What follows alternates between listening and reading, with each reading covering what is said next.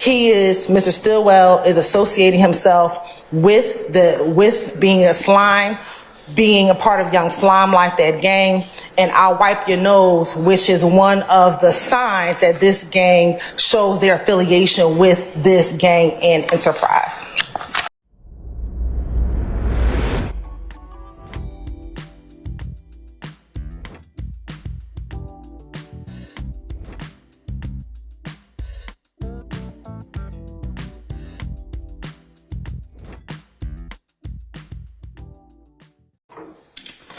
All right.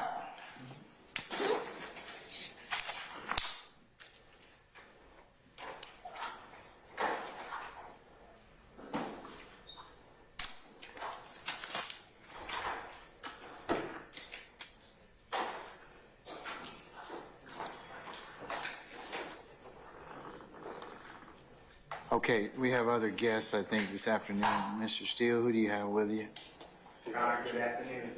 I have the pleasure of working with a young lady who is Mr. Kendrick and Mr. Adams, and acting with Mr. Courtney, C-O-R-T-N-Y Edwards. We've been working together for years, and she's part of the integral part of carrying Mr. Williams' case. All right, I ask the sheriff that. Thank you. thank you. All right.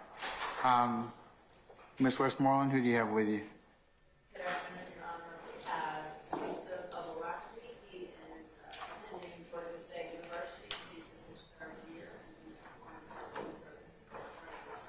All right, welcome. To the two of you, don't touch anything, okay? That's the only thing that's what I'm going to tell you. Just don't touch nothing, all right? Okay, all right. With that, we'll go ahead and get started for the afternoon.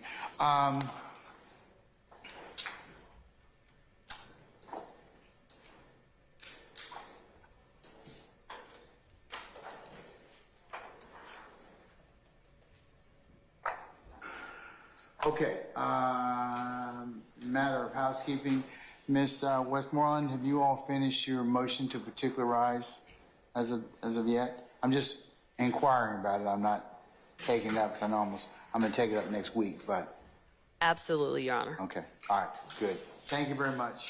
Thank you. All right, if you would be so kind to send Mr. Kearns a copy of that so we can prepare. If you haven't done so already, okay, there you go. All right.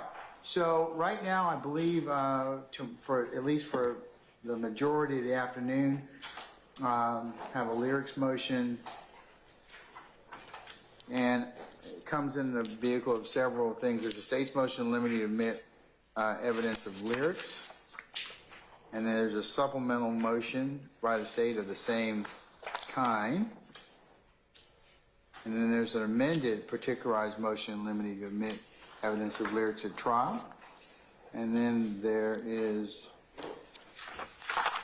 filed by Mr. Kendrick an opposition to the state's second supplemental motion, supplemental,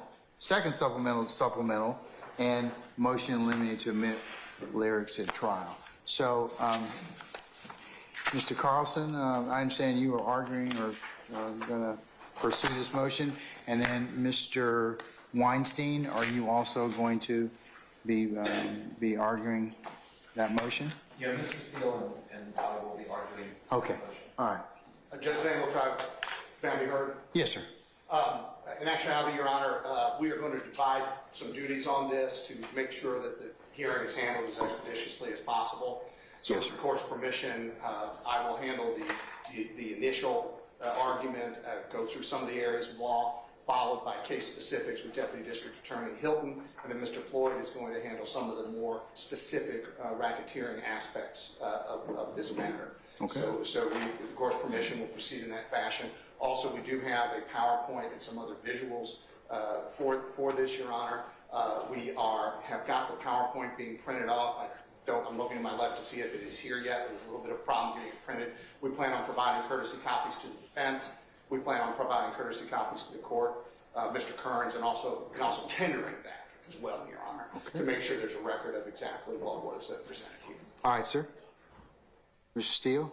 Your Honor, just for completeness, Mr. Williams filed a motion limiting number 2, motion to strike, and that deals with, it was filed by the way on November 29, 2022 at 3:35 Amendment, and that deals with excluding social media, hip-hop videos, song lyrics under the first 14th Amendment, corresponding section of Georgia Constitution, as well as OCGA Section 24-4, 401, 402, 403, 404A. So that. I think we can take that up in the same vein, okay?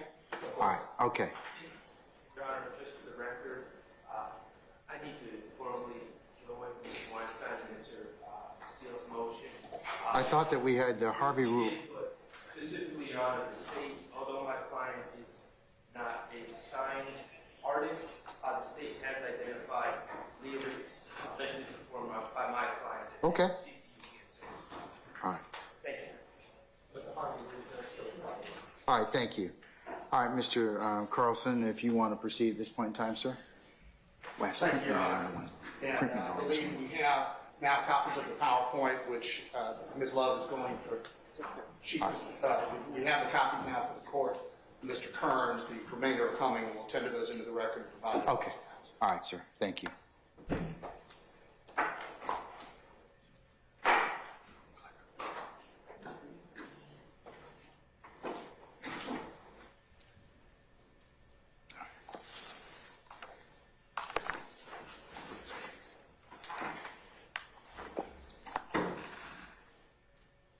Permission to receive the podium? Oh, go ahead, sir. Yeah. Yeah, they're coming. Oh, okay. They're coming. All right.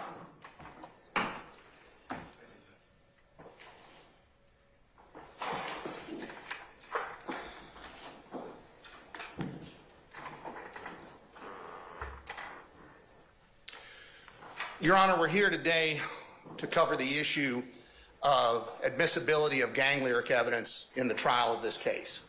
And the court provided a history of what some of the briefing and some of the motions were. This began essentially a year ago. I believe there were some earlier, if I remember correctly, and I know the folks who have been involved in this case will correct me if somehow I'm not completely accurate on this, but there were initially some defense motions to preclude this evidence. The state responded to those along with motion to admit, and to the court was very exact on that. Then the state delivered particular motions in order to make sure that defense would be on notice of at least some of the lyrics we plan on introducing at trial. So we take a look, Your Honor, at what exactly is the issue that's before the court in this case today, and that is YSL gang evidence admissible in a YSL gang prosecution? Because the question is not rap lyrics. The question is gang lyrics. And the question in particular, Your Honor, are YSL gang lyrics either coming as party admissions, either coming as adoptive admissions, either coming as co-conspirator admissions, or coming as declarations against interest for relevant purposes from YSL gang members and associates. So the issue here is not rap. This is not randomly the state attempting to bring in Run DMC from the 80s. This is not the state attempting to bring in some other type of lyric evidence. This is specific. These are party admissions. They happen to come in the form of lyrics, Judge. What we have from the defense here, Your Honor, are really two issues that the court needs to resolve. They have filed blanket objections. At this point, the state has not seen, or at least this assistant district attorney has not seen in the year or so this issue has been pending, any particularized objections from the defense to any singular lyric or lyric. In fact, the only lyrics that have been identified are the ones identified by the state. What we do have in this case, Your Honor, is a blanket First Amendment objection from the defense and a blanket pretrial Rule 403 objection on the basis of unfair prejudice. So ultimately, Your Honor, the issue for the court to decide legally here is whether there's a First Amendment bar to evidence of gang activity that appears through lyrics, and secondly, if the answer to that is no, whether or not Rule 403 somehow bars the evidence itself. Now, there is some talk in some of the materials from the defense about this being irrelevant. We're going to address all of that today. So now we take a look, Your Honor, at what we're going to address as we move forward here today. We're going to take a look at gang lyric evidence, First Amendment considerations, relevant purposes, controlling evidence rules, case-specific applications, and certain genre concerns. That'll come up throughout the state's presentation. So the state is going to proffer specific lyrics before you today, Judge, and it will be a smaller amount than was even in the state's notice. We're going to go through the statutes authorizing introduction and, of course, respond to the defense positions. On this, Your Honor, there are some template cases procedurally that are impactful here for us. And those, Your Honor, are up at the top, that United States v. Torres, which is cited in the PowerPoint, but I'll get it into the record. That's 433 Federal Supplement 3rd, 433 Federal Supplement 3rd, I'm sorry, 35, 435 Federal Supplement 3rd, 526. That's the Southern District of New York case. And, Your Honor, that case systematically goes through, in a racketeering context, the admissibility of co-conspirator hearsay. And that's, of course, what the bulk of the defendants here will face. It also, Your Honor, discusses the needs in order to serve notice on the defense. And actually, the state is here and stepped forward and provided lyrics to the defense in lieu of any specific objection. Now, those won't be all of the ones we're sure admitted at trial, but these are ones we wanted to bring to the attention of the court and opposing counsel this time. Also, there's United States versus White at the 2023 United States Lexus 122492 site, and United States v. Taylor, 2022 U.S. District Lexus 206008, and those are fairly recent cases. One is 2023, the other is 2022, and those cases, as well as Torres, Your Honor, discuss conditional admissibility. And that is what we are looking for here, Your Honor. This is not the time, obviously, for an ironclad ruling in terms of this will come in or this absolutely won't come in. What we're talking about here is conditional admissibility. The citations, again, I'll leave these up on the screen for opposing counsel, Judge, but again, they are coming in the copies of the PowerPoint, which I understand are en route. So Your Honor, the cases there, we have, for instance, I'm looking at the Taylor case. Rather than a pretrial hearing, the government asked the court to conditionally admit the co-conspirator hearsay statements at trial, subject to a later determination that the proved exclusion, that would be the hearsay exclusion under 801, applies. So the court is going the extra mile here, holding this hearing, putting the defendants on full notice, and we're certainly prepared to identify the areas of law that authorize admissibility here. We're also going to have throughout the PowerPoint and today, Your Honor, the extent to which the state has provided the court and opposing counsel with extensive authority on the issues pertaining to the admissibility of the gang lyric evidence. Our first lyric brief, supplemental lyric brief, those were last year filed. Second supplemental lyric brief. There's an intrinsic evidence brief that covers many of the issues here. Co-conspirator declaration motion from the state. Our state's gang evidence brief, and a co-defendant other act response. Throughout, Your Honor, our presentation, we, as a courtesy to the court and opposing counsel, will reference the page numbers relative to these issues where this appears. So again, there's no question about the voluminous authority that we've presented on this, and we have not received any specific authority in return at this point, Your Honor, to refute any of that. So the state's request today is essentially going to be, Your Honor, to apply Georgia's evidence statutes as written and conditionally admit the particularized lyrics that the state is going to present today. Those will be identified in this PowerPoint, and they will be fewer than in our particularized motion. That with regard to any pending lyrics, the court issue a ruling consistent with those federal decisions we've cited and the others in our briefing, that the court will hold that it will conditionally admit those subject to, as with the briefs we've identified, as with the lyrics we've identified, subject to the state laying a proper foundation, and of course a 403 assessment at trial. And lastly, Your Honor, we of course are going to ask the court to deny the defense's blanket motions to exclude these in toto. So we want to take a look first now, Your Honor, at the fundamentals of the law that apply here and what are the authorized purposes for the admission of gang evidence. there are three areas, and ironically this comes out of this division, some of the academic research, likely the defense would appreciate, at least in terms of the conclusions, but the divisions are very helpful. Does the lyric evidence go to prove the corpus delicti of the crime? Is the lyric the offense in and of itself? And that's not the situation here. This is not a threat case, a true threat case. We'll get to that momentarily. And then the next two areas, does the lyric evidence provide proof of the criminal act, circumstantially or direct? And that's going to be determined by the charging statutes in this case, the racketeering statutes, the gang statutes, and any underlying offenses that we have. And then secondly, does the gang evidence, lyric evidence, demonstrate in any way the mental state of the defendants? And that, of course, Your Honor, would be informed by those same statutes. We're talking relevance here. So is somehow the lyric going to prove or demonstrate an element of one of those offenses? And that's really the issue if we're not on what's called a true threat case.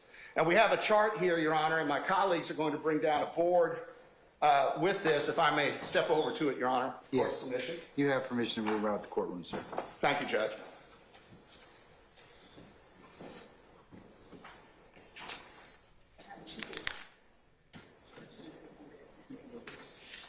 And I appreciate my colleagues' assistance and the court's patience, Judge.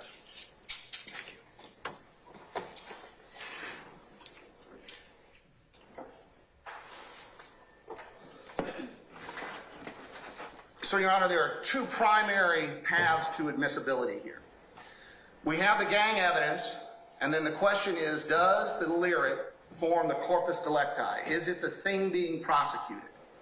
Then that is the only time the First Amendment becomes an issue. And then if it is a true threat case, then the lyric evidence can be admitted. That is not the situation. Oh, Mr. Carlson, Ms. Love, would you do me a favor? Can you hand the media in the front row these particular documents? Yes, Your Honor. Because they can't see. Yes, Your Honor. All right, we have the documents too. They're coming. And I would note for the record, it is Have they been otherwise copied as of yet? Some of them. Can we handle as many as we can at this point in time, madam? I'll just recess and play. Just give me a second, Mr. Steele. We'll see what we can do to help you out. Thank you, sir. I'll have copies for everybody, so stop looking at me like, where's mine, okay? But that's the best I can do for you.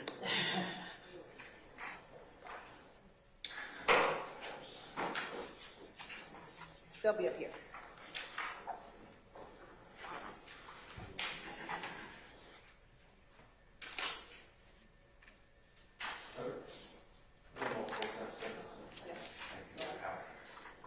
This is, Ms. Love, did you give out the PowerPoint to some people?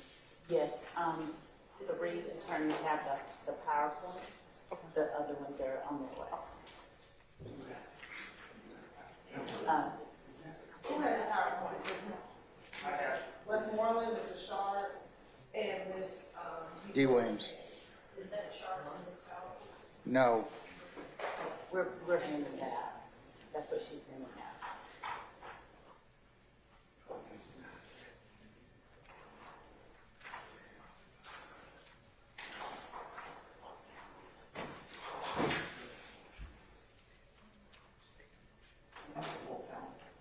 The additional PowerPoints are coming. 3 people have them, the additional one.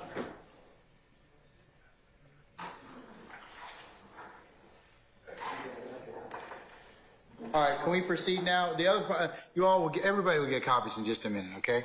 All right, so go ahead, Mr. Carlson. Yes, Your Honor. So, Your Honor, again, we only get to a First Amendment concern if we have what's called a true threat case, and that is if the speech in question, lyric, constitutes a threat, and that is what's being prosecuted.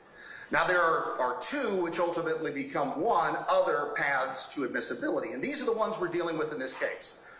Does the lyric represent proof of the actus reus or mens rea, the criminal act or the criminal intent of what's being charged? And that's the situation we have here. It's free from any First Amendment consideration. And as we see from this charge, these two areas are where the rules of evidence control. So we proceed, Your Honor, to, first of all, the issue of logical relevance under Rule 401. Does the lyric in this situation somehow make a fact at issue more or less likely to have occurred? That's a minimal and very liberal standard. If the answer to that is yes, we then will move forward. Well, we determine whether or not that answer is yes, Your Honor, by looking at the criminal charges in the case. And here we're going to look at what are the elements of proof, what kind of circumstantial and direct evidence is admissible in a racketeering, criminal street gang act, or any of the other offenses that we have here, to include murder. And if the answer is yes, this lyric would somehow make something more or less likely to have occurred there, we go to Rule 402. And what Rule 402 says, Your Honor, is that if the evidence is logically relevant under Rule 401, it becomes presumptively admissible, and the objecting party has to find a statute to keep it out. In some cases constitutional, but obviously not this one, because we're not dealing in a true threat case. So what evidence statute can the opponent come up with to say that this evidence that is going to make something more or less likely to have occurred here stay out? Now, that's what we don't have from the defense in this case, Your Honor, other than Rule 403. So what we see here in this case, Chief Judge Glanville, is multiple evidence rules and principles not only don't keep this evidence out, they authorize its admission. We're going to see that through the direct party admission rule at Rule 801 D2A, the adoptive admission rule at 801 D2B, the co-conspirator hearsay exemption from the hearsay rule, 801 D2E, the rule concerning declarations against interest, 804 B3. This is going to, as we'll see, constitute intrinsic evidence, tells the story of the crime. And also there are specialty rules attended to street gang act prosecutions that apply when 1615-4 is charged, and that is 1615-3, evidence of gangs, customs, and behaviors. And 1615-9, other criminal acts of gang members offered to prove the existence of the organization. And then the last chance to keep this out is the rule of legal relevance. Rule 403, again, the burden is on the objecting party, and it's a heavy burden. They have to demonstrate there's no other reason, essentially, to, quote, drag this evidence in by its heels other than to unfairly prejudice the defense, and it essentially has no probative value. That won't be the case here, Your Honor, as we'll see. And so following that path, the lyric evidence in this case, for both actus reus and mens rea purposes, is going to be authorized for its introduction and become admitted gang lyric evidence.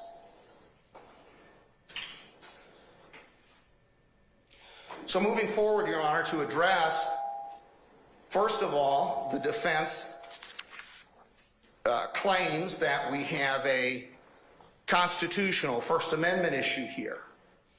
And where the First Amendment protection kicks in, and this is Counterman versus Colorado, a brand new case from the United States Supreme Court, 143 S. Court 2106, 143 Supreme Court 2106, that the First Amendment protection comes in if it's a true threats case. Again, we don't have a terroristic threats charge related to any lyric here. So the First Amendment argument is out. Same goes under Georgia law, Harrell versus State, again in our materials for the spelling, 297 Georgia 884. So, Mr. Carlson, if I can interrupt you. So the defense contention that these particular lyrics or poetry, artistry, speech against the artists themselves, is that why they're not applicable under the First Amendment? That's correct, Your Honor. That's correct. That is a weight, not admissibility issue, as the cases we'll get to demonstrate. But that is an excellent question. And again, that position circumnavigates its way around the actual issue. Whether they claim it's artistic expression or not is irrelevant in terms of a constitutional analysis. The constitutional analysis is, are they being prosecuted strictly for that expression? And the answer here is no.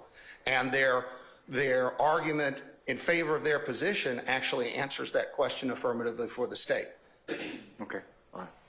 All right, continue, sir. So we go to the next issue, Your Honor, and clearly the court is on top of these issues because this is our next slide. United States Supreme Court authority. The First Amendment does not prohibit the evidentiary use of speech. Here, the lyrics are being presented to prove things like the nature of YSL as a racketeering enterprise, the expectations of YSL as a criminal street gang. We've got party admissions for even the offense of murder here. This is evidentiary use. This is not pillorying any of these defendants for the lawful exercise of their First Amendment right. This is bringing this in as evidence of criminal offenses, and there's no First Amendment right for any of the offenses in the current indictment. Those aren't modes of expression, Your Honor. So this is evidence to prove the crimes, and we see United States versus Carpenter there from the Second Circuit. There is no bar to the evidentiary admission of rap lyrics where the artistic expression is not itself the proscribed conduct. And that is dealing specifically with the First Amendment 2022 case. So we move on, Your Honor, to a very insightful line here from this Eastern District of Pennsylvania. Simply put, individuals cannot immunize themselves from criminal liability by expressing their intent in a rap video. Imagine for a second, as we pointed out in our briefing, Your Honor, if someone actually said, well, had the Unabomber's manifesto been set to music, it never could have been used against him in court. And that's essentially what the argument from the defense here in this case is. That's why we've said in our briefing it fails reductio ad absurdum analysis, Your Honor. The importance of context, we are aware that the Johnny Cash metaphor is here, but no one's ever come up with, to this assistant district attorney's knowledge, Your Honor, proof that Johnny Cash was ever accused of murdering a man in Washoe County, Nevada. Had that happened, his lyrics would, in all likelihood, have been used against him. So there's a difference, Your Honor, between an abstract musical expression or any other kind of artistic expression that can't be linked to the charges and the behaviors accused in an indictment. So looking at that in a vacuum is exactly what should not, and then trying to conflate it with the facts in a case like this or any of the other cases where this has been done, is just not the analysis involved. Another insightful line, Your Honor, this time from the Eastern District of New York. The defendants have to find an evidence rule to keep relevant evidence out. And there's no exception for art in the federal rules of evidence. Perhaps that's why the request to you is essentially to create a rule in this case, which is obviously not what the structure of our government allows. So we see this is not a situation where the rules of evidence can be suspended. Right here to the court's question from a moment ago. The defendant may argue he took certain creative licenses with music, but that goes to the weight of the evidence, not its admissibility. That's a jury issue, Judge. Was this true? How true was it? If it moves the needle on relevance, then it's presumptively admissible, and that's what cross-examination and opening statements and final arguments are all about. And let's take a look at the genre-specific issue, Judge. The same rules that the state is relying on to introduce the lyric evidence here has been used across the country in hate crime and hate group prosecutions to get in the material that they inundate themselves with. This United States v. Cannon is an example of that. Speech-based evidence to support a finding that the crime was motivated by racial hatred. Again, Your Honor, we are asking for the same rules to apply here as they would anywhere else. And that's not to say there's a moral equivalency between the gang lyrics in this case and hate lyrics in some other prosecution. But there is a legal equivalency, Your Honor, between the rules that apply, and the rules that apply say that this becomes admissible. So, Your Honor, there's no First Amendment bar to the use of the YSL gang lyrics as evidence of YSL crimes. That's not something that's constitutionally prescribed. And we see here over to the right of this slide, in our first lyric brief, supplemental lyric brief, and second supplemental lyric brief, the extensive authority from Georgia, from federal courts and state courts all around the country that really are in unison on this. So now we go to the next issue, Your Honor, whether or not gang lyric evidence can be used to, or how, because we know it can be used to prove criminal intent or a criminal act. And we have this case from our Court of Appeals that says right there, both this court and our Supreme Court have held that a trial court does not abuse its discretion in admitting evidence when a defendant's written lyrics, when that evidence is relevant to some issue in the case. Not every issue, not all issues, some issue. Is there one element of proof that somehow this lyric evidence is going to make more or less likely have occurred? That's the test before the court, according to our Court of Appeals in Ward versus State, 339 Georgia Appeals 621, 339 Georgia Appeals 621. And quite frankly, Your Honor, we are not going to isolate it to one. So we see those two rules that now apply. Our Rule 401 liberal relevant standard set forth there in Booth versus State, and then Rule 402, the cornerstone rule of our evidence code that says all relevant evidence shall be admissible except as limited by constitutional requirements, which don't apply here, or as otherwise provided by law. Now, Your Honor, Rule 402 has been actively used by our Supreme Court to take away former common law restrictions to the introduction of relevant evidence, but also to preclude exactly what the defense is asking for here, judicially architected rules of exclusion. And that is what the defense is asking for here. Call it art, keep it out, ignore the work of the General Assembly. So we go forward, Your Honor. As we head into this now, relevance is determined by the elements of the offenses as to both actus reus and mens rea. We have these two areas now are not controlled by the Constitution. These two areas are now controlled by the rules of evidence. So we're going to look at the elements of those offenses. Mr. Floyd is here to assist us with that when it comes to the racketeering laws, and I'm going to survey this in any number of areas quickly prior to Deputy District Attorney Hilton providing us with the specifics in this case. So, Your Honor, in a Criminal Street Gang Act prosecution under the primary charging provision, that's 16-15-4A, there are 4 matters the state needs to prove, according to our Supreme Court. So what we need to think about now is does a lyric somehow make more or less likely one of these 4 matters?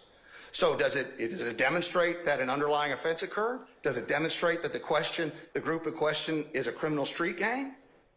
Does it demonstrate that the defendant is associated with a criminal street gang? Or does it demonstrate that the defendant participated in the gang through the commission of the predicate offense? That's what the statute says. So, and remember, the group being a criminal street gang then, how large is it? What sort of behaviors does it engage in? Are those criminal in nature? And this is the diagram used in front of the Supreme Court, essentially, Judge, to demonstrate how this 16-15-4A statute works. So does in this case, lyric evidence somehow show that the defendant, the person there, is associated with the gang? Well, we're going to have plenty of evidence of YSL, we're YSL. Clearly, does it demonstrate that the group's a criminal street gang? We're going to hear through these lyrics about all the crimes they commit, who their rivals are. Does it demonstrate then that the offense in this case occurred there at the lower right? Absolutely, Your Honor. There are going to be direct admissions to the criminal conduct, some of that which is charged in this indictment. Some of it, I understand, connects to overt acts. And then lastly, does it show that the defendant participated in the gang through the commission of this offense? Is this the sort of offense that YSL commits? And of course, that context is what is going to be provided by the lyrics themselves. So we move on, Your Honor. Remember, we have another case here, now 2020, from the 11th Circuit. It's reminding us First Amendment prohibits introduction of a defendant's abstract beliefs when those beliefs have no bearing. Now, see the difference here, Your Honor. When it comes to admissibility, because of Rule 402, it's some relevant fact. When it comes to excluding the evidence, let's say, on First Amendment grounds, where it has no bearing on the issue to be tried, and the evidentiary use of speech to establish the elements of the crime or to prove motive, actus reus mens rea does not violate the First Amendment. So we continue, Your Honor. We've got a reflection here from a federal court about how lyric evidence is widely admitted across the country. And as we just showed, not just in gang prosecutions, in supremacist prosecutions, in hate group prosecutions, Your Honor. And again, we're asking for the same rules to apply here. So, in terms of analysis of Rule 401 and 402, we see in this slide where that has appeared in the state's briefing. Again, have not received any specific authority or argument to refute that. So now we look at actus reus, Your Honor. The relevant purposes. Somehow, the lyric in question provide proof of the underlying crime occurred. That would be under the racketeering analysis, that would be under the gang analysis, or that would be also under the analysis of just what does this lyric prove? Does it constitute an admission or adoptive admission or something incriminating connected with a murder?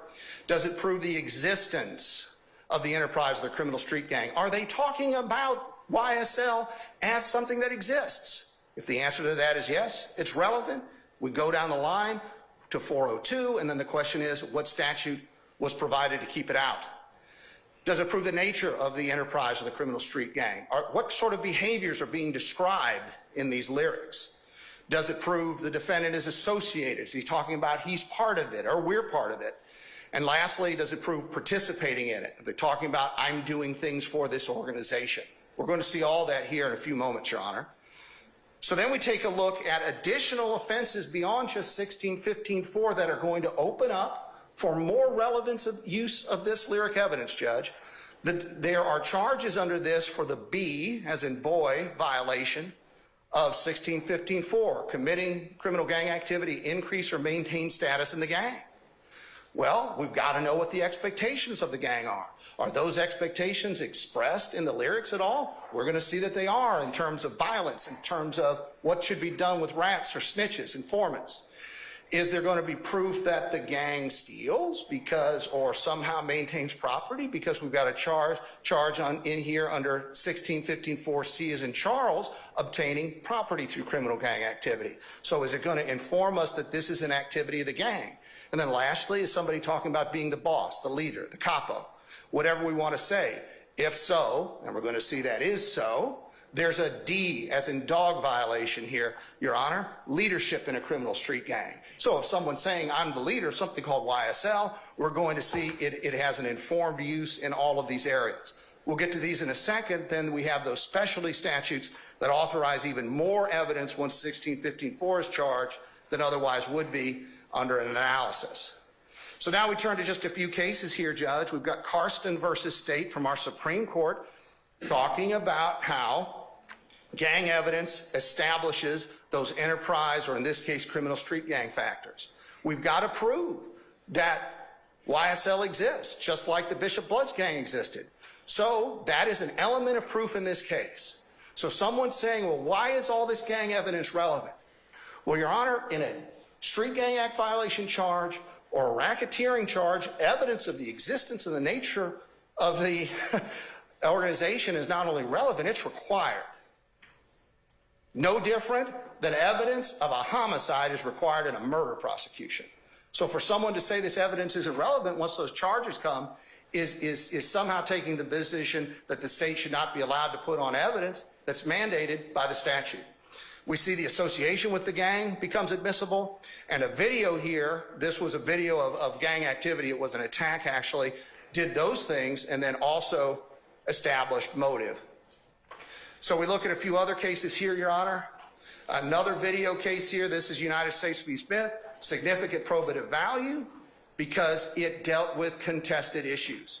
And there's this issue contested in this case, whether they've obviously pled not guilty, so everything from actus reus to mens rea is on the table. We've got another case here, Taylor versus State, from our Supreme Court, where the rap lyrics found with the defendant referenced and pertained to the crime. So that is extremely high probativity in this case, not what's necessary, but again, are we going to have link-ups between evidence found during searches and what's being rapped about in this case? Absolutely. So right there, the legal controls that are here are saying that evidence is admissible.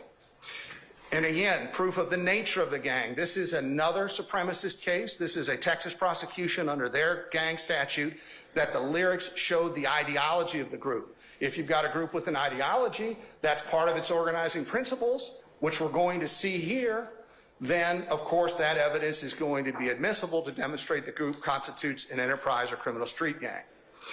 So here we are where these issues have been briefed in detail for the court, Your Honor.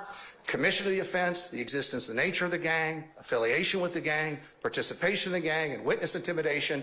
And of course, we've got it linked to the areas in our briefing that it's been presented to opposing counsel in the court. Again, do not have any, that I'm aware of, any response taking actual issue with any of the case law that's in there.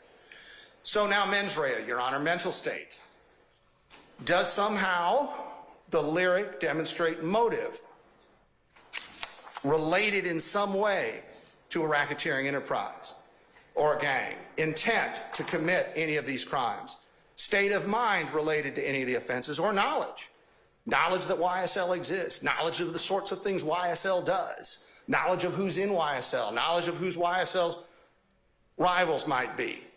So all of this becomes proof for those purposes, but also what the state of mind is for any of the underlying offenses.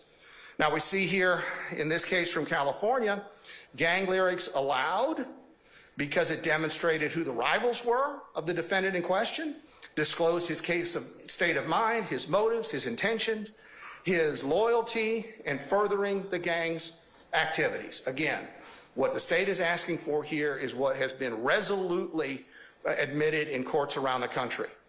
Again, not genre specific, Judge. Here we have a case from North Carolina of a person who listened to skinhead songs and then tragically enacted what he was listening to in those songs, and which wound up being a murder prosecution. And we have the court saying right here that what was expressed in that music and the fact that he wanted to fill his head with this and then acted it out went to demonstrate motive in the case. Well, we're going to see a lot of murder talk, a lot of gun talk in all of this, Your Honor, and that pertains directly to the charges that are before the court and that the defendants have been indicted for. Now, this is a case admittedly under Georgia's former evidence code, Your Honor, the natural-born killer case. And it demonstrates that it does not have to be merely material created by a defendant. It's more probative if a defendant expressed these thoughts himself or adopted them himself or is part of the group that operates under these principles. But in the natural-born killer prosecution, the defendant watched that movie again and again and again and then went out and committed murders. So the district attorney was allowed to show at least one murder, to show that film to the jury so that the jury could see what was encouraging and influencing the defendant. He was filling his head full of that kind of violence. If I remember right in the opinion, he even wanted to be called the Natural. He had a nickname related to the things he idolized or watched, and that was allowed. Now, the old bent of mind term is used there, Your Honor, but this is not a 404B case, but I wanted to disclose that to the court. But we see, again, now, what are the defendants, in this case, what are they taking in? That type of material, we're going to see shortly.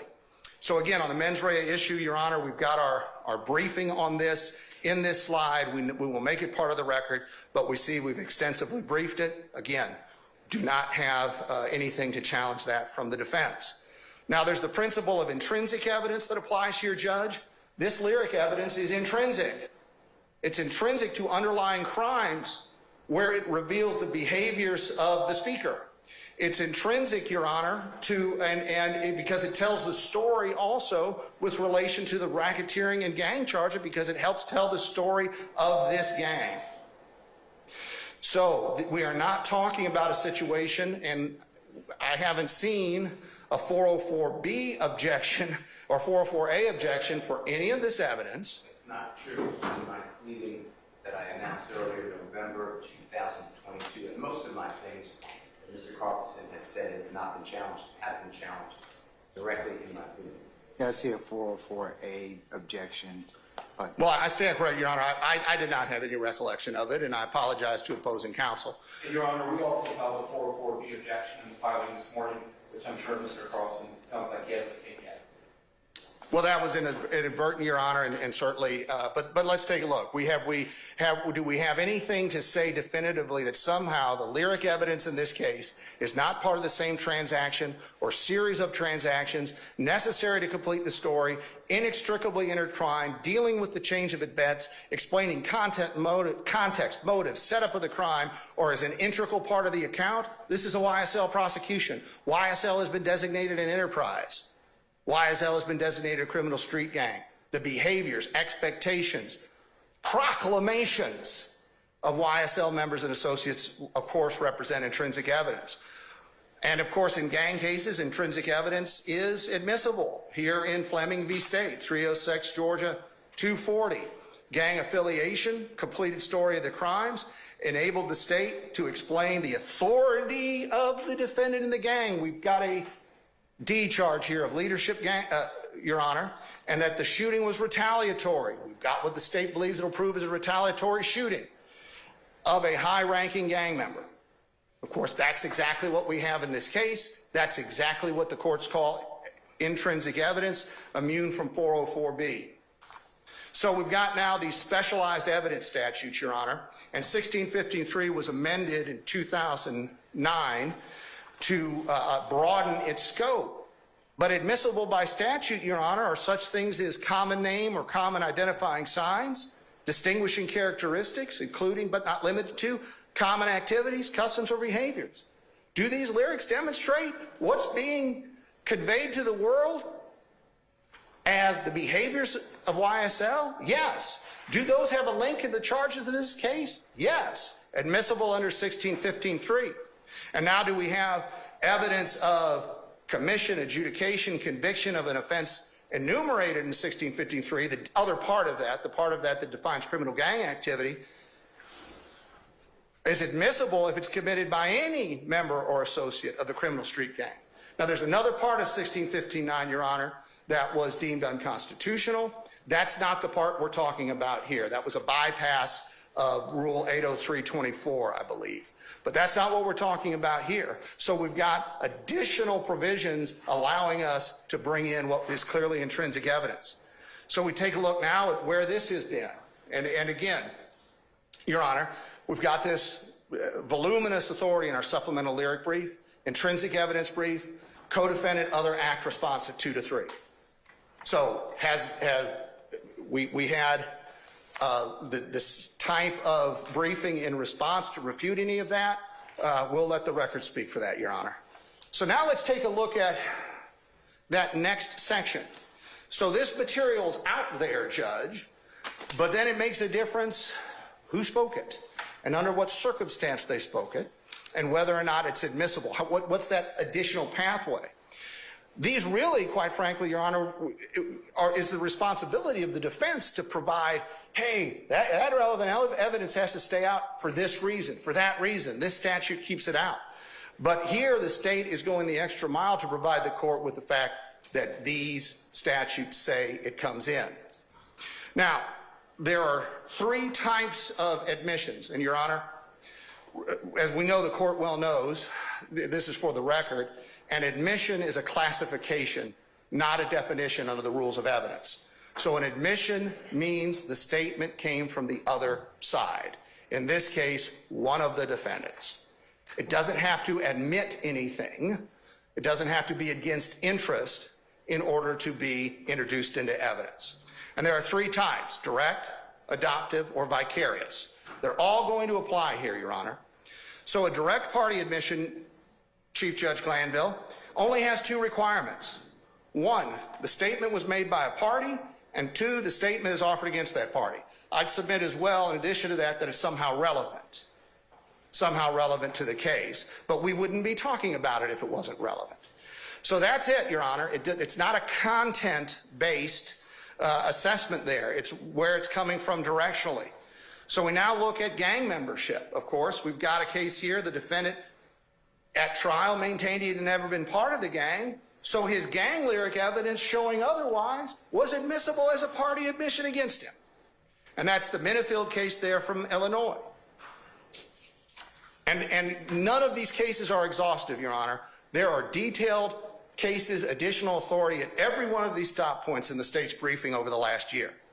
Lyrics can provide gang motivation behind the crime. Regardless, we see here from this OLGUIN case from California, regardless of whether the lyrics were written before or after the killing, they were authenticated as the work of a defendant there or a co-defendant. As such, they demonstrated membership of the gang, loyalty to it, familiarity with gang culture, inferentially his motive and intent on the day of the killing.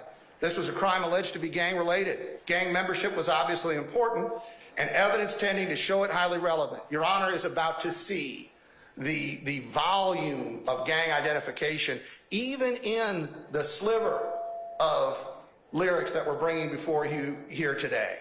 It's repeated, it is extensive, and it is persistent. Now let's take a look at adoptive admissions, Your Honor. Now the classic case of adoptive admissions in that State versus Orr, 305 Georgia 729, is essentially a loaded question comes to an individual, the person is in a position to deny it, doesn't, and then they adopt the content of that.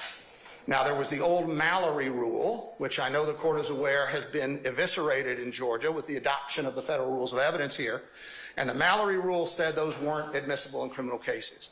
Orr did away with that. Actually, quite frankly, what Orr told us was the General Assembly did away with that when it adopted the federal rule. But that rule's gone, Your Honor. And Orr says we follow, of course, the federal authority on this. But there are other sorts of adoptions, Judge, and sometimes in the case law this is called adoption by use. Forwarding an email, maintaining a document, or posting lyrics on someone's website.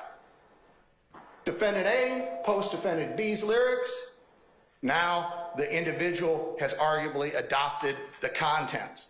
And that's essentially what occurred there in the RICO case from the Fourth Circuit in 2018.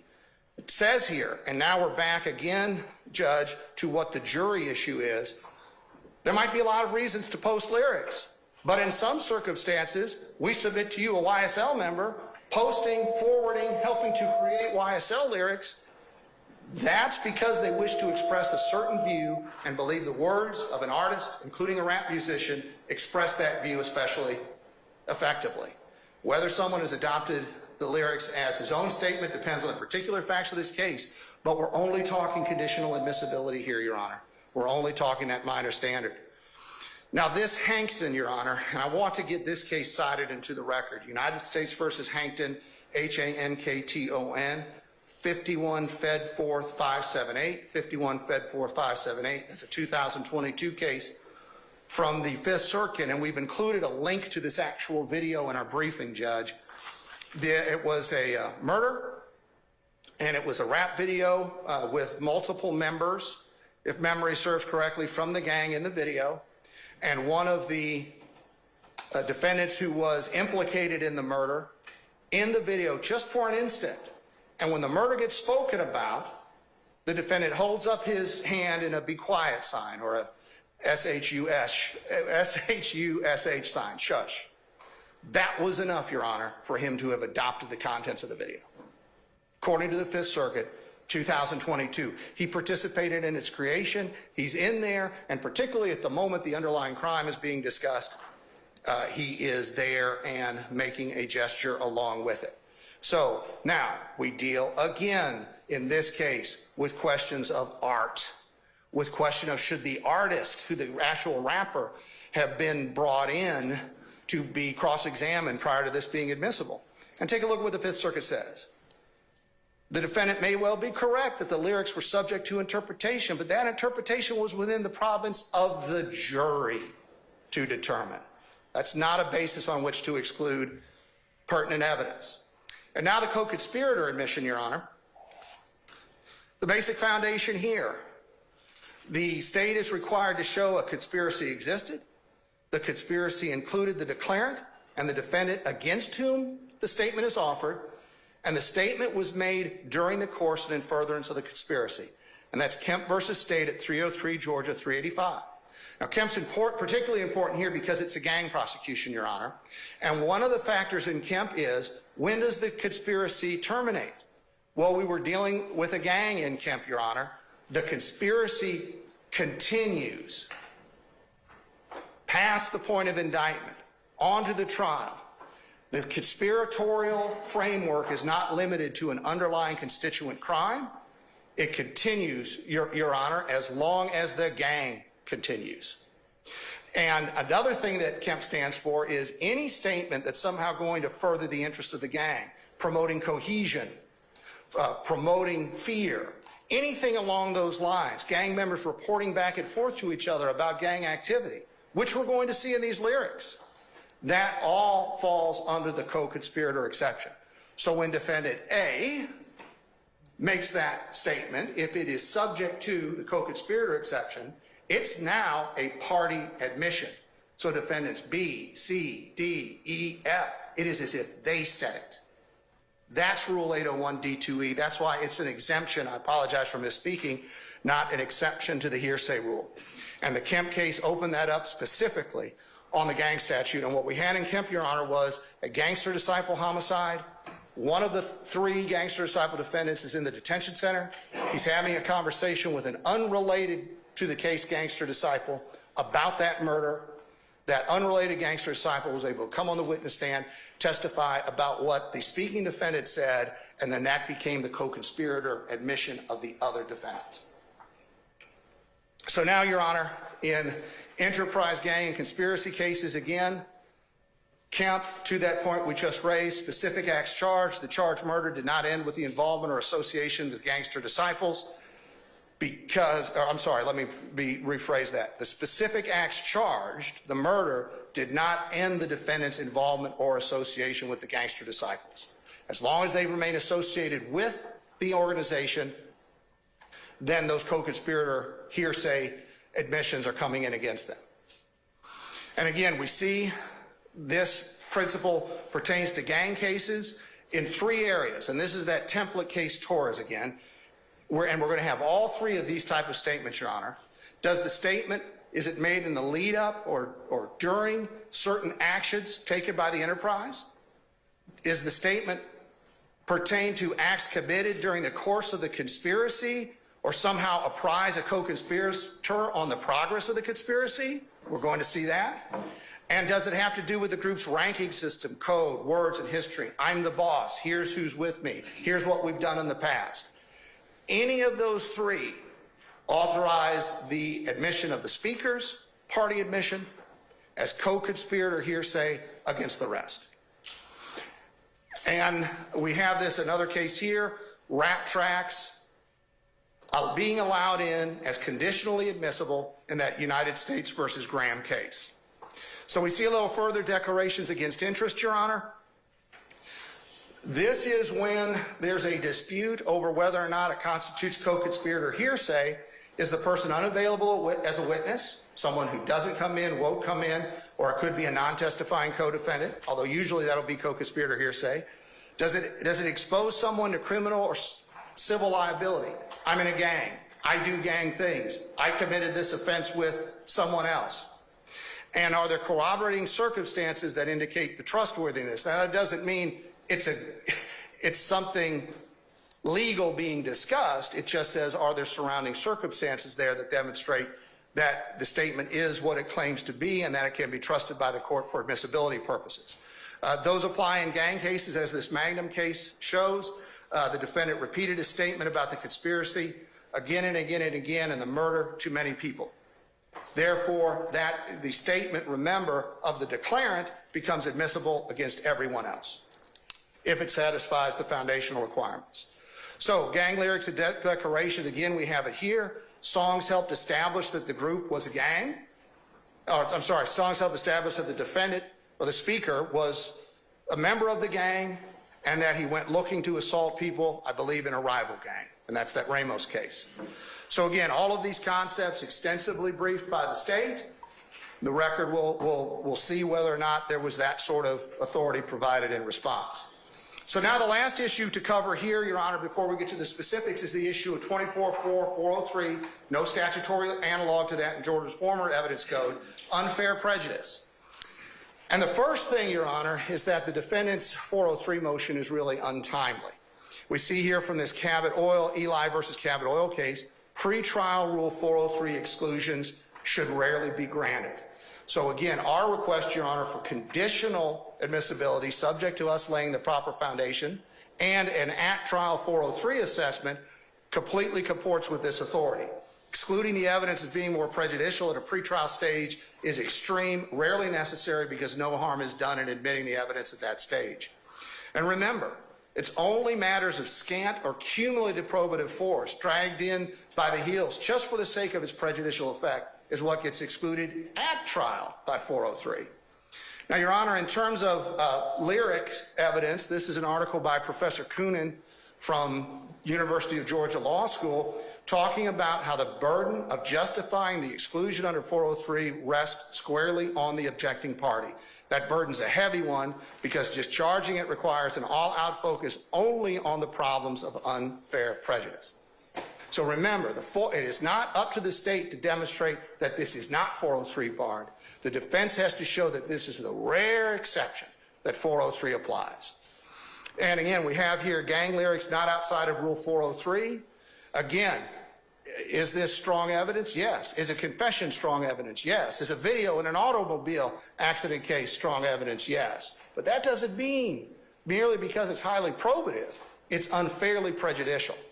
And even that unfair prejudice is only part of the balance. To exclude it under 403, the probative value has to be minimal. And again, these lyrics are going to be all about this particular criminal street gang. So now we look again at that high standard for the defendant. This is a rap video case, not a gang prosecution. And it talks about how the video was replete with obscenities and slurs, but it's not per se prejudicial because of that. It connected to the case there in Wilson versus State, and that's a 2023 decision from our Supreme Court. And it shows the defendants boasting about making money, just like the lyrics in this case. Boasting about being in the violent drug trade. Again, we're going to see, perhaps not today, but ultimately, those types of references. And again, demonstrating again, Your Honor, while it might be highly prejudicial, it's not illegally prejudicial. It's not excludable by 403. It had a high probative value. And it says right here, this is not a question of evidence that could inflame the passion of a jury for a reason irrelevant to the guilt or innocence of the defendant. Again, part of the defense's burden here is to demonstrate how irrelevant this evidence is to YSL and to the charges, and not going to be able to do that.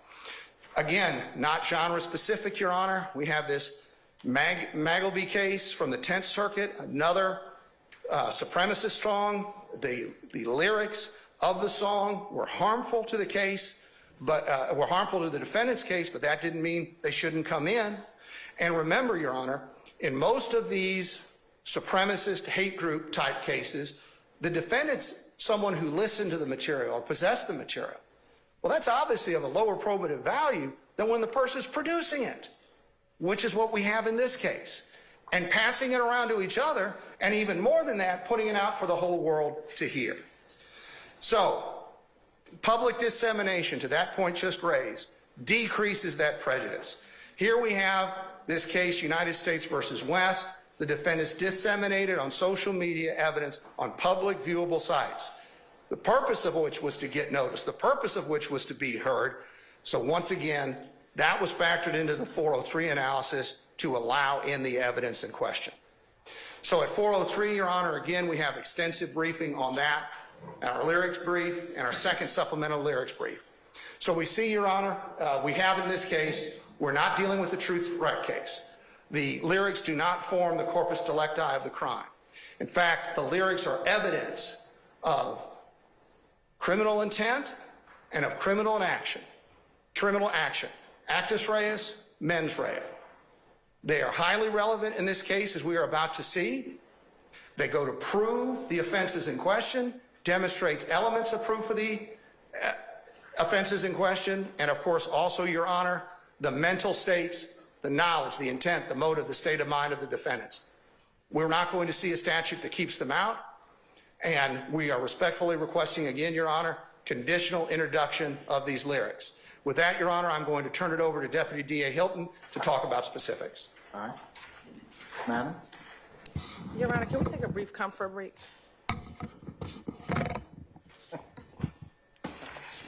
And then we need to pass out some items to defense counsel. All right, And let's take, could everybody please be back at 5 of 3, please? yes. Okay? All right. We'll be in recess until then.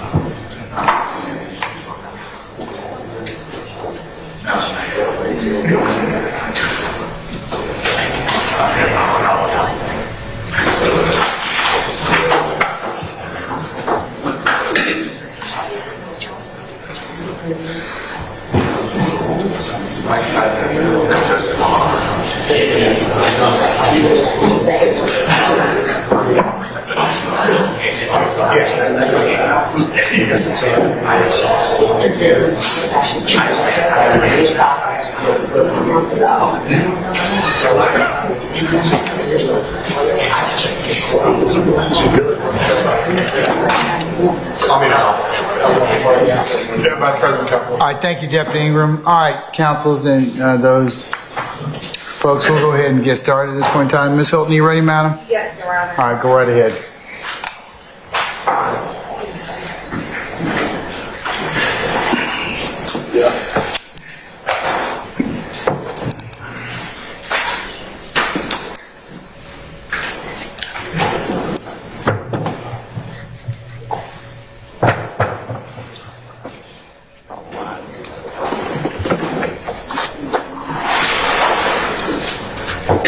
Your Honor, my screen is sharing. Give me 1 second. Do we have share on paper? I got it. You should. And do you all have a copy that I gave mine away?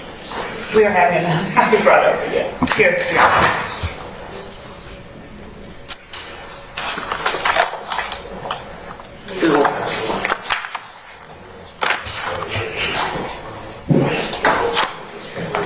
Thanks. I was just looking for that. I think. Didn't you have another handout or something like that? Yeah, I'll give you this back, Ms. Lowe. I don't.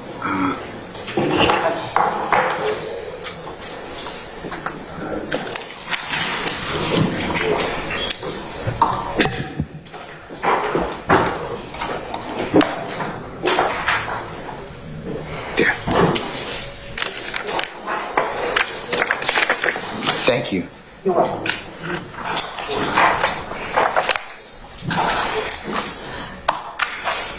Okay, all right, Ms. Hilton, whenever you're ready, madam. Thank you, Your Honor. Now, Your Honor, you just heard from Executive District Attorney Carlson regarding the areas in which these statements and lyrics can be entered. And so what this portion of the hearing will do is just speak about a certain number of the statements that the state is seeking to introduce. Again, this is only a few. But we have just wanted to identify for the court those lyrics and how they are relevant in this particular case. We are going to look at the lyrics in groupings. The first group is going to be some examples of evidence of the existence of the YSL enterprise. So these are 4 examples of these types of lyrics that the state will seek to introduce in this case. So we're going to start at the top here. The first lyric. This lyric was a lyric that is posted on the Instagram page of Shannon Stillwell. That Instagram page being OG.Bull, BOOL_. Some significance about this particular video is the video was filmed on Cleveland Avenue. We believe the address is 151 Cleveland Avenue. At the time that this video was done, which is in 2019, this was an Exxon gas station. It is no longer an Exxon gas station. Also of importance in this video, Your Honor, is there's other YSL gang members inside of that video. Specifically, Shannon Stillwell is the one that's going to be rapping in the video. Then Miles Farley appears in the video. Wooney Lee appears in the video, as well as Quarmavius Nichols. And of note, Your Honor, the title of the Instagram posting is Slat Talk. And Your Honor, we believe that through our gang investigators in trial, they will say what slat is slime love all the time. That is a frequent phraseology used by the gang. And so it is of note that this particular video is entitled Slat Talk. So specifically on this board, we have this verse. I just beat a murder rap, paid my lawyer $30 for that. There's a few other lyrics in between, and me and my slimes above the law. In addition to those lyrics, there's some other notable lyrics in this particular video. Mr. Stillwell states, and I keep a stick, ain't avoiding no smoke. Which a stick, Your Honor, we believe will come out in testimony through our gang expert is a gun. He also says, I'm that slime that you always talk about. I'll wipe your nose, sit in your family's face and just smile it off. While wiping your nose is another symbol that we are going to allege that the members of YSL use. Now, Your Honor, I have for the court, and I provided to defense counsel some still images of that video. May I approach? You may, madam.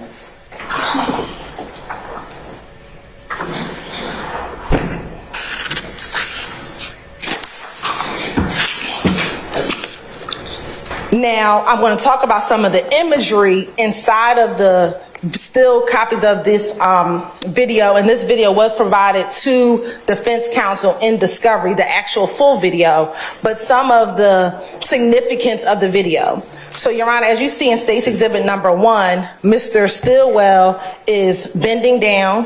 He is wearing a YSL chain to show his a part in the enterprise, him being associated with that enterprise. Again, Your Honor, as the state just mentioned, the background of this video is in 2019 was the Exxon Food Mart, which is on 151 Cleveland Avenue in YSL territory, which the state has alleged is one of the YSL strongholds where they sell drugs out of. A few of our cases in this particular indictment in our RICO Act, as well as some of the other counts in our indictment, we have individuals who have sold drugs out of this location at 151 Cleveland Avenue. When you look at State's Exhibit number 2, Your Honor, that is a screenshot that has Mr. Stillwell, but also in State's Exhibit number 2, to the left, you see an individual in a black shirt with some purple writing is Miles Farley, one of the other co-conspirators and co-defendants in this indictment. Again, showing association with other members of the gang. On State's Exhibit number 3, Your Honor, your copies are not marked, but they should be in order. I don't believe they're in order. They should be. We put them in order. So the first one has Mr. Stillwell bending down with they're not in order? Is this the first one? No, that's not the first one. So we don't have them in order. Okay.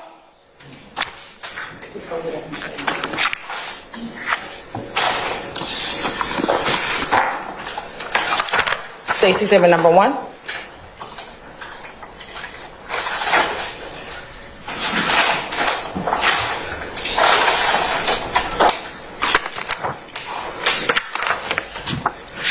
State's Exhibit number 2. Hold on one second. Sure. I'm sorry, I think I can't see this. You want 2 or the 1? I saw the one. Could I see the 2, please? I think Mr. Steele wanted me to hold on number 1. Sure.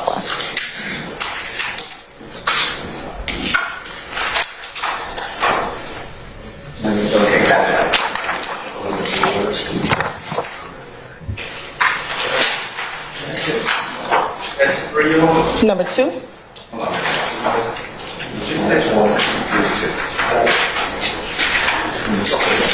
me see.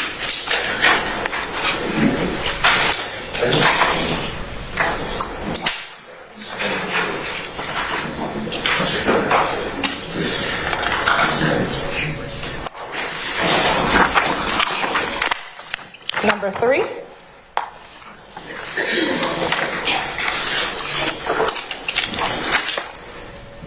I can't see.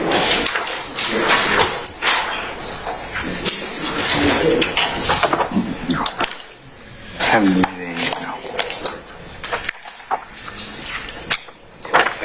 Yes. Next, Your Honor, I'm going to do it simultaneously. Will be State's Exhibit number 4. State's Exhibit number 4 has Mr. Quamavius Nichols and Mr. Stillwell in that image, again showing association with each other.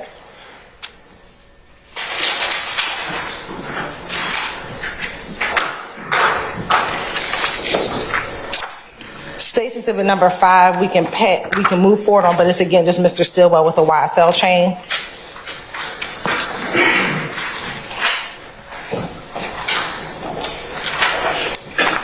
And then Your Honor, State's Exhibit number 6 is Mr. Stillwell throwing up what the state will allege is one of the YSL gang signs.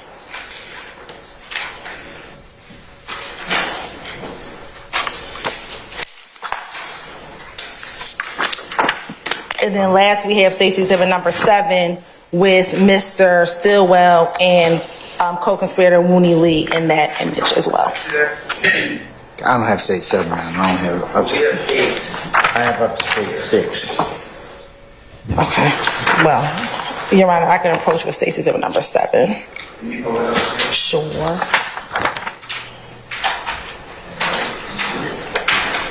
Thank you. You're welcome.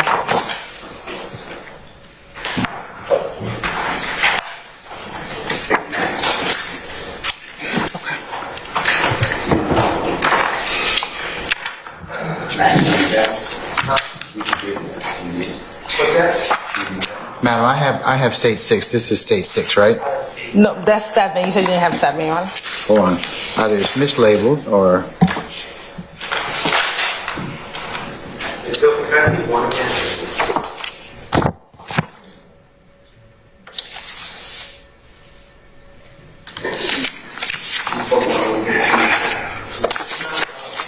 I'll let you look at what you gave me, and then if it's the same picture.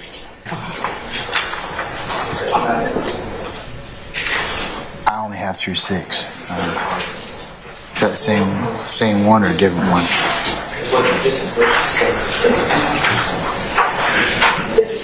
Okay. Okay. Number this. That's not an exhibit, so you don't have to. You have an extra picture. Show me one. Yeah, okay. But I have this.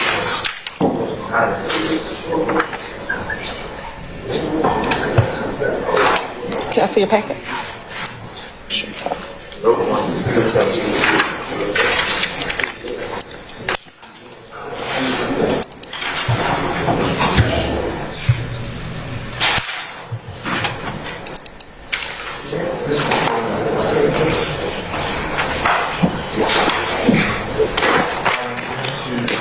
That's what you put number 1 on?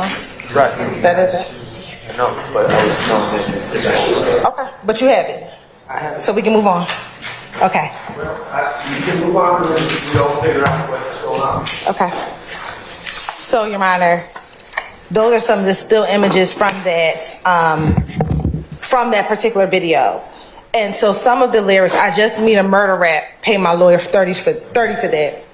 What we have, Your Honor, is in and around 2019, in and around that time, Mr. Jackson Stillwell is speaking of his initial charges as it relates to the shooting of Donovan Thomas. Around that time, Your Honor, those charges were initially dropped, but of course he was reindicted on that indictment, reindicted on those charges in this indictment. Then we also have, Your Honor, me and my slimes above the law. We don't walk into no court at all. Again, Mr. Stillwell and his fellow associates who are in the video, which is Lee, Farley, Nichols, are all appearing in that video, Your Honor. They're advising that they can commit crimes without no consequences. That is what that is alluding to. Again, Your Honor, I spoke earlier about, and I keep a stick, ain't avoiding no smoke. Mr. Stillwell is charged in this indictment in count 2 of this indictment with murder, in which we are alleging and charging that Mr. Stillwell was one of the individuals who shot and killed Donovan Thomas on January 10, 2015.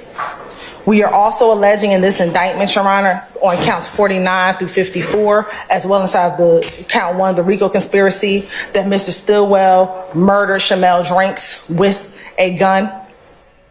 And then last but certainly not least, in count 64 through 65, Your Honor, which is the March 17th, 2022 apprehension of Mr. Stillwell, the state is alleging that Mr. Stillwell threw out weapons outside of his vehicle as he was being, as he was leading officers in an accelerated chase and throwing guns out of the window. Again, this being evidence of particular crimes, and I keep a stick, ain't avoiding no smoke.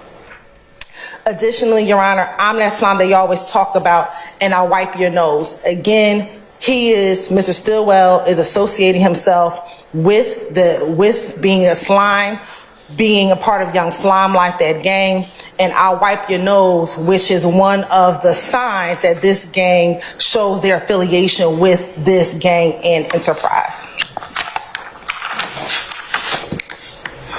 These statements, Your Honor, as was discussed earlier, would be a party opponent admission as to Mr. Stillwell. As to all the defendants in this indictment, it would be a co-conspirator admission and declaration against interest. And to Mr. Farley, Mr. Lee, and Mr. Nichols, only Mr. Nichols, who is currently sitting at this table, it would be an adoptive admission as to him. Next, Your Honor, we have from Mr. Williams' song, which was posted on YouTube in April of 2014, the song EU.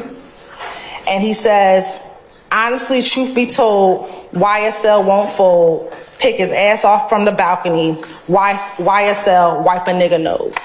Again, Your Honor, that same reference of YSL wiping a nigga's nose or wiping nose, which is one of the symbols that's associated that these individuals who participate in the YSL gang, it is one of their identifiers to show their participation and allegiance into this gang. He also says YSL won't fold, pick his ass off the balcony. Again, this is a reference to YSL criminal street gang members not folding, not snitching, or cooperating with law enforcement. And there'll be another lyric that is similar in nature to this as well. And again, as the state just mentioned, the YSL wipe a nigga knows what that reference is, which is one of their symbols that they show their affiliation and association with this gang.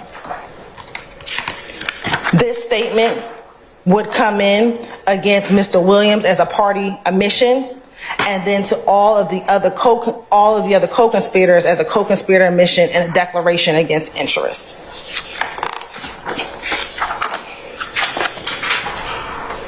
The third lyric in this grouping of lyrics would be from the song Really Be Slime. Now, this is a song on the Young Stoner Life, Young Thug, and excuse me, this is on the Slime Language 2 album, Your Honor, which is a compilation album, which is a compilation album by Young Stoner Life, Young Thug, who was Jeffrey Williams, and Gunna, who was Sergio Kitchens, both Mr. Williams and Mr. Kitchens being co-conspirators on this in this indictment. And we have an individual by the name of YNW Melly, who says this as the chorus. My niggas really be slime, and we committing them crimes. Hop out and shoot. And then we have B Slime, who was another, who was an individual who was not who's an individual who is not charged in this indictment, but he says, wanna be slime, go catch you a body. Here, Your Honor, in this case, again, for count 1, RICO, my niggas really be slime and we committing them crimes. We have all of the individuals in this indictment charged in the predicate act. Each and all defendants are charged with the 191 overt acts, some of which are predicates. We also have that in count 1, Act 17, 79, and 173, which all deal with the shooting deaths of both Donovan Thomas, which is also count 2 in the indictment, Jamari Holmes, who was murdered as well, who is part of this indictment, as well as Shamel Drinks. Each of those individuals were all murdered, and it's the state's contention that when they say, wanna be slime, go catch you a body, I mean, you go out and you go murder someone. That's how you can become slime. You go murder someone and you go catch a body. And we have these 3 individuals who were murdered as a part of this indictment. When you look at this particular admission, Your Honor, again, these admissions go to show the enterprise because of how this song shows that these individuals talk about being slime and being part of YSL. Again, slime being one of the phraseologies that each of these individuals call themselves or talk about being a part of YSL. We also show that these statements would come against all of the defendants as a co-conspirator admission and a declaration against interest. It would come against Mr. Williams as an adoptive admission because he is the person who put this compilation CD out. So these statements would be, as to him, a adoptive admission, as well as to Mr. Sergio Kitchens, it would be an adoptive admission as to him as well. Also significant, Your Honor, with this particular case is that the front covering of this particular album, Your Honor, has some significant value. The cover of this Slime Language 2 album has a gold frame with a snake coming out of the top of the frame.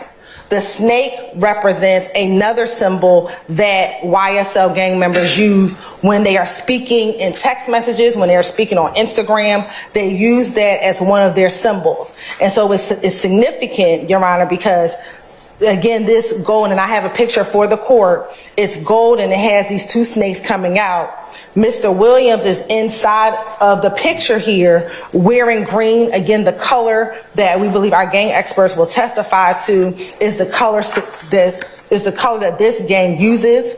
And so, Your Honor, we believe for those particular reasons, so the words inside of this song as well as some of the imagery, Your Honor, again, this will also come in, and I have a copy for the court, and for opposing counsel, this is the image that I'm referring to. All right.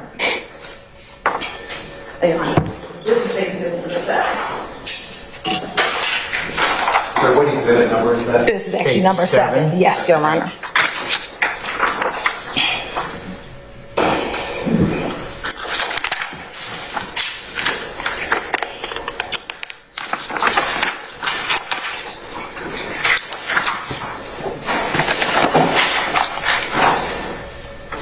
Now, Your Honor, the last song, or the last, statement within this particular category is going to be a statement from the song Slime Shit. This statement has Mr. Jeffrey Williams, Mr. Diamante Kendrick, Martinez Arnold, and Jimmy Winfrey. This was released on Apple Music on March of 2016. And the lyric is, hey, this that slime shit. Hey, YSL shit. Killing 12 shit. Fuck a jail shit. This that mob shit. YSL, this that mob life. Now, first and foremost, as it relates to the first portion of this verse, hey, this that slime shit. YSL shit. Killing 12 shit. Fuck a jail shit. Your Honor, we have a case with Christian Eppinger. That's going to be counts 32 through 39 in this indictment, in which when he was being apprehended by Officer Rogers of the Atlanta Police Department, this defendant pulls out a gun and shoots Officer Rogers multiple times. only by the grace of God that he is not dead. But that represents this mindset of this gang. This is what they do. They want to kill in 12 shit. We know that 12 is a euphemism for police and that's what our gang experts will testify to. And so this particular verse or particular portion of this statement will go to show, again, the mens rea, the state of mind of members of this gang. This, that second part, this, that slime shit, this, that mob shit. Again, referencing to slime being like a mafia family, being those who engage in this, in a mafia type of mindset. Fuck the jail, YSL, this, that mob life. Again, disrespect to the judicial system, which we heard in that first lyric or that first statement with Mr. Stillwell. There's some other relevant statements within this song. He says, 100 rounds in a Tahoe, give him surgery, no lipo. Well, normally that wouldn't seem significant. However, in the January 10th, 2015 murder of Donovan Thomas drove a Tahoe. And not only did Donovan Thomas drive a Tahoe, there are multiple rounds of shell casings laid down on the ground where he was killed in front of his barbershop. And his Tahoe was in front of the barbershop when he was murdered. And so while it may on its surface seem irrelevant, when you put it to the facts that are going to come out in this particular case, that particular verse becomes very relevant. Then another statement within this song is, fuck the police and the high speed. Your Honor, we have multiple multiple predicate acts in this particular indictment where members of the YSL gang flee from police. We have Marquavius Huey in November 2021, who leads the police on a high-speed chase when they're trying to apprehend him for an armed robbery that he committed. We have Shannon Stillwell, not once, but twice, in 2019 and in March of 2022, where he flees from police where they're trying to stop and apprehend him. Your Honor, you have had the occasion to see one of those videos of that chase. That's the 2022 chase, but we also have another one that happened in 2019. And then we have Diamante Kendrick in October of 2015 running from police after he was getting ready to go to Trestle Tree to go shoot up the opposition gang. And Your Honor, that is significant because, again, you see multiple times where these individuals are running from the gang. So this isn't just on its surface, just fuck the police and the high speed. These are the mental state of these individuals. When police come, we run. Very indicative of facts that's going to come out in this case when we go to trial. So again, Your Honor, for that particular verse, we have that these statements will go for Mr. Williams, Mr. Arnold, Mr. Winfrey. For Mr. Williams, it'll be a party admission. For Mr. Arnold, an adoptive admission. For Mr. Jimmy Winfrey, a party admission and an adoptive admission. And for all of the other co-defendants, a co-conspirator admission and declaration against interest. So that is the conclusion of Category 1. Now we have Category 2, which would be evidence of the nature of the YSL enterprise gang.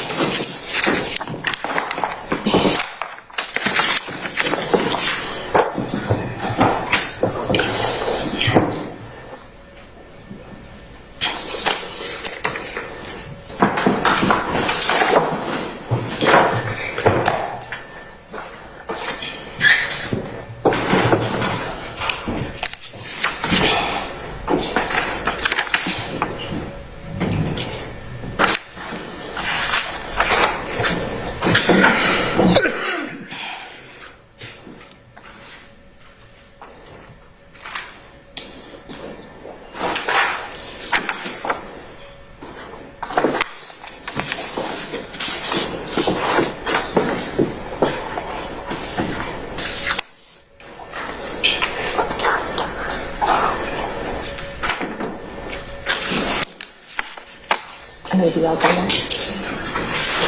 Sure.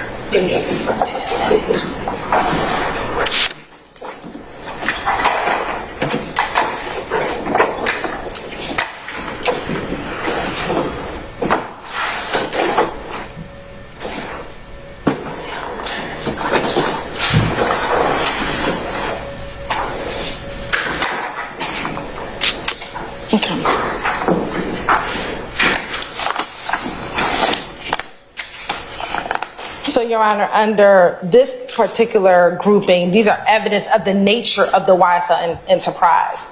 And so our first statement that we're going to reference is a statement in the song Take It to Trial, which is with Jeffrey Williams, Sergio Kitchens, and DeMonte Kendrick.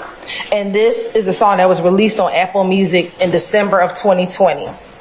And so this is Mr. Kendrick speaking, "I rep my life for real, for slimes, you know I kill."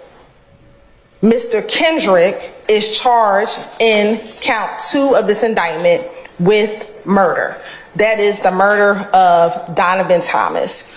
He is alleged, along with Shannon Stillwell, Demas McMullen, Justin Cobb, and Javorce Bradford, are alleged to have planned the killing of Mr. Thomas, Your Honor. And so it is the state's contention that for his slimes, which all of them we have alleged are part of this conspiracy, part of this enterprise, YSL, he will kill. And he's alleged to have done that, and we have alleged that he has done that. So again, this is not just something that's just being said in abstract, but when you couple this with the evidence that will be presented in this case, it's extremely significant. It's extremely significant. Again, this particular, as an example of the verse of showing the nature of the enterprise, again, going to the state of mind, the intent, the motive, the knowledge of the gang, as well as the enterprise, and again, some of the underlying offenses. Again, this statement would come in with Mr. Kendrick as a party admission, as to Mr. Kitchens and Mr. Williams as an adoptive admission, and as to all of the other co-conspirators and co-defendants as co-conspirator admissions and declarations against interest. The second statement, which is from a song called Dream, which is again by DeMonte Kendrick. It was released on Apple Music in April of 2015. He says, "Hey, how you doing? I'm yet got it. I got bodies on bodies." Again, talking about the fact that he has bodies on bodies, which is the state's contention, what our experts will testify to, is that he got dead bodies on bodies, not just regular bodies, but just bodies on bodies. Additionally, in this particular song, Your Honor, Mr. Kendrick says, "I'm with Thugger, that's my woaded. And we solid, oh so solid. If I get caught, I won't say nothing. YSL, bitch, we mobbing." Again, if he gets caught, he won't say anything. That is the mindset of this gang, Your Honor. This is the mindset that if we ever get caught, we won't say anything, we won't speak, we'll keep it quiet. That's consistent with what we saw previously in another one of those lyrics, that this gang knows if they get caught, don't say nothing. Or that's at least what you should have some allegiance to. Again, going to showing the nature of the enterprise, the nature of YSL, that this is the nature of how this gang operates. This statement would be admissible against Mr. Kendrick as a party admission and an adoptive admission. As to Mr. Williams, it would be adoptive admission and a party admission. And as to all other co-defendants, co-conspirators, it would be a co-conspirator admission and declaration against interest. Next, we have, Your Honor, a song by he's featured on the song. So the song is actually by an artist that goes by the name of Juice WRLD, and it's featuring Mr. Williams. The song is called Bad Boy. It was released on Apple Music in January of 2021. And Mr. Williams says, "I shot at his mommy, now he no longer mention me." Now, this would seem, again, insignificant if you're just looking at these words. However, in this case, in the height of the 2050 gang war between the YSL gang and the IF gang, we have cases in which individuals of YSL shoot at the opposition's mother's house. Mr. Rayshawn Bennett, also known as YF Manlucci, we have 2 incidents in January 22 of 2015 and January 26 of 2015, where his mother's home, Mr. Bennett's mother's home, was shot at. And it is alleged to have been shot at by a YSL associate. What we have, Your Honor, and the evidence is going to go out that come in, Your Honor, we believe, is that the shooting from January 26, 2015, that we have a Nibin connection in which that gun that used to shoot at that house was found in the hands of a YSL associate. So us inferring that a YSL associate shot at his mama's house. So this is very different than this just being a verse that's just out there. We have evidence to show that this is something that happened in this case, and therefore will be relevant for the purposes of coming in here. So again, this would be coming in to show an underlying offense, to show being part of the enterprise, to show that this was a gang act that was completed. And this would come in against Mr. Williams as a party admission, and then all of the other defendants as a co-conspirator admission or a declaration against interest. And then on this particular board, Your Honor, this last song on this board is a song by Mr. Wooney Lee, which is called Where You From. It was released on YouTube in August of 2020. And this is a song, Your Honor, just for context, is filmed again on Cleveland Avenue. This song was also, the video for this song was also filmed at the same Exxon gas station that we saw in the Shannon Stillwell video. Your Honor, there are other associates or members of YSL in this video, Your Honor. I have a few additional kind of screenshots from that video as well. May I approach and I'll show opposing counsel the 3 pictures that I'm going to be referencing during my... You may, madam.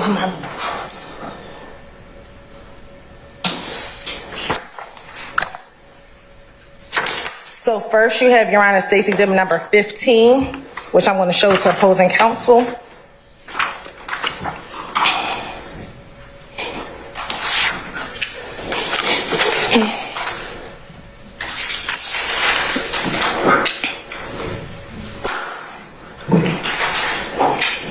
So, Your Honor, State's Exhibit number 15 is Mr. Lee, again, doing the same symbol that we allege that is a part of what the YSL gang does, which is wipe his nose. State's Exhibit number 16, you're gonna have Mr. Lee in that video, also throwing up the YSL gang sign.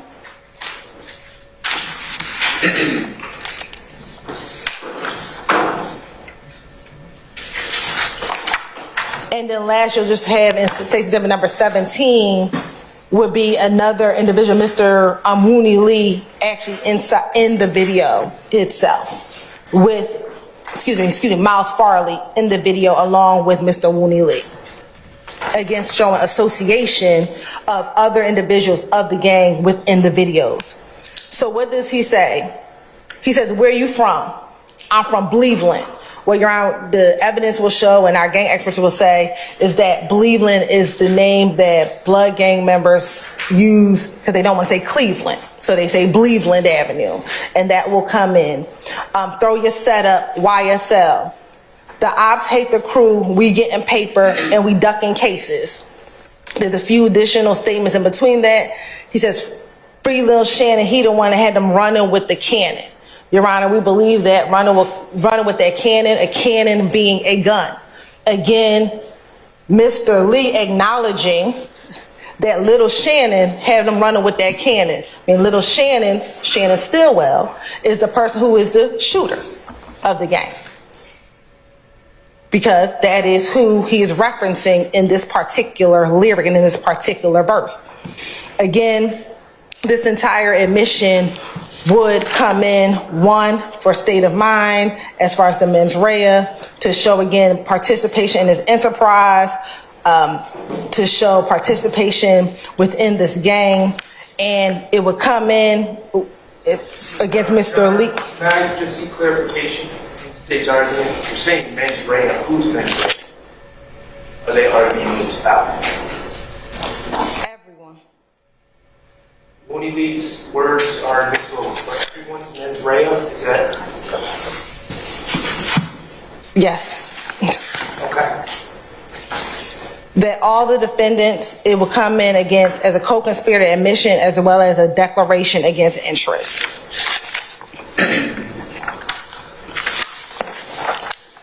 And then if I can have the next board.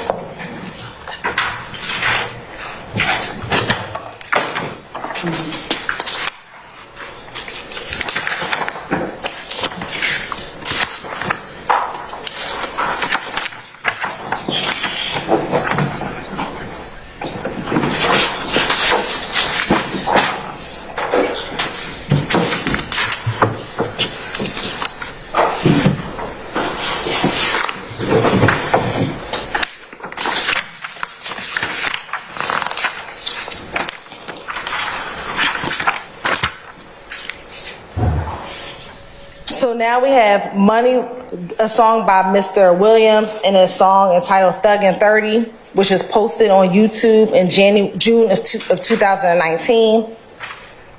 He says, money longer than the world's longest ruler. Yeah, playing with YSL, niggas gonna shoot you. Again, this is an admission spoken by Jeffrey Williams. We have several acts, Your Honor, in which YSL members are alleged to have shot at other individuals.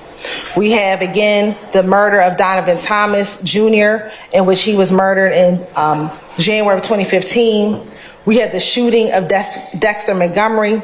We have the shooting of Cornelius Davis, the shooting of D'Angelo White, the shooting of Dwayne Carter, the shooting at the house and home of Denise Bell, the murder of Jamari Holmes, the shooting of Milton Howard Jr., the shooting of Officer David Rogers and Officer William Johnson, and the murder of Shamel Drinks. Again, showing that if you play with YSL, this nigga's gonna shoot you. We have evidence upon evidence upon evidence of this gang engaging in shooting, ag assaults, and murders of either opposition gang members or community members or law enforcement officers, Your Honor. This statement, again, would come in against Mr. Williams as a party admission, as well as all of the other defendants as either co-conspirator admission or declaration against interest.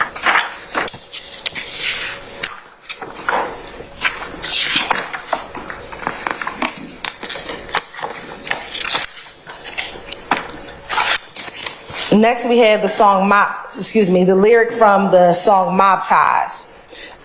In this particular video, Your Honor, we have several individuals who are affiliated or associated with YSL. It'll be Quantavious Greer, Wooney Lee, and Diamante Kendrick are all in the video. He says, we be on some Tupac shit, hit him up. Niggas play with Unfunk. Unfunk is Quantavious Greer. And get hog-tied. Niggas play with Unfunk, then they all die. Why would I lie? I got mob ties. And what is extremely significant is, as an ad-lib, it's not really a particular verse in the song, but as an ad-lib, Diamante Kendrick says, very quickly, knocking off your big homie, bitch. Well, why is that significant, Your Honor? The state has alleged, and is alleging, that this gang is responsible for the death of Donovan Thomas Jr. Why is that particular admission of that murder significant? Is because the state believes that the evidence will show that Mr. Thomas was one of the leading members of the opposition gang, the opposition gang in this case, and he would be someone who would be considered a big homie to a number of people, that being Rayshawn Bennett, who is also known as YFN Lucci, and this is an admission of knocking off your big homie, meaning of murdering him, of killing him, and that they are admitting to that in this lyric. So again, showing showing their knowledge of this crime, showing what they have done as a part of their enterprise, as showing one of our predicate offenses in this case. This particular admission, again, would come in against Kendrick as a party admission, as well as an adoptive admission because he's inside of the video. Mr. Wooney Lee was inside of the video as well. And then for all of the other co-defendants, it would come as a co-conspirator admission and declaration against interest.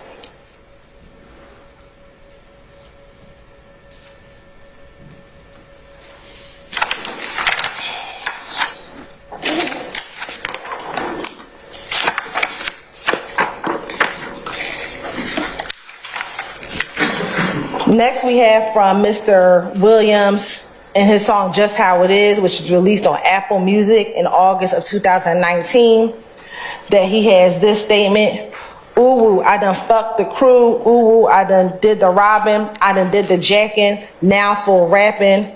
I escaped every one of them licks because I was supposed to be rich. I don't care nothing about no cop, I'm telling you just how it is.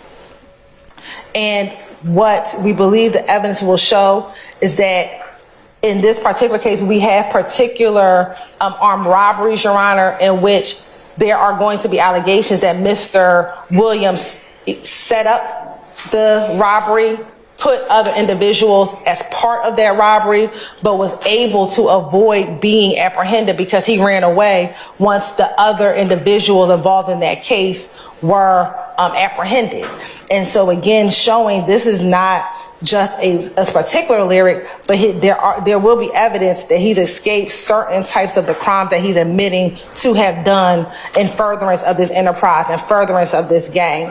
And so, Your Honor, that would be the relevance of this particular statement in this case. Again, that would be a party admission against Mr. Williams, and then as to the other co-defendants, a co-conspirator admission and declaration against interest.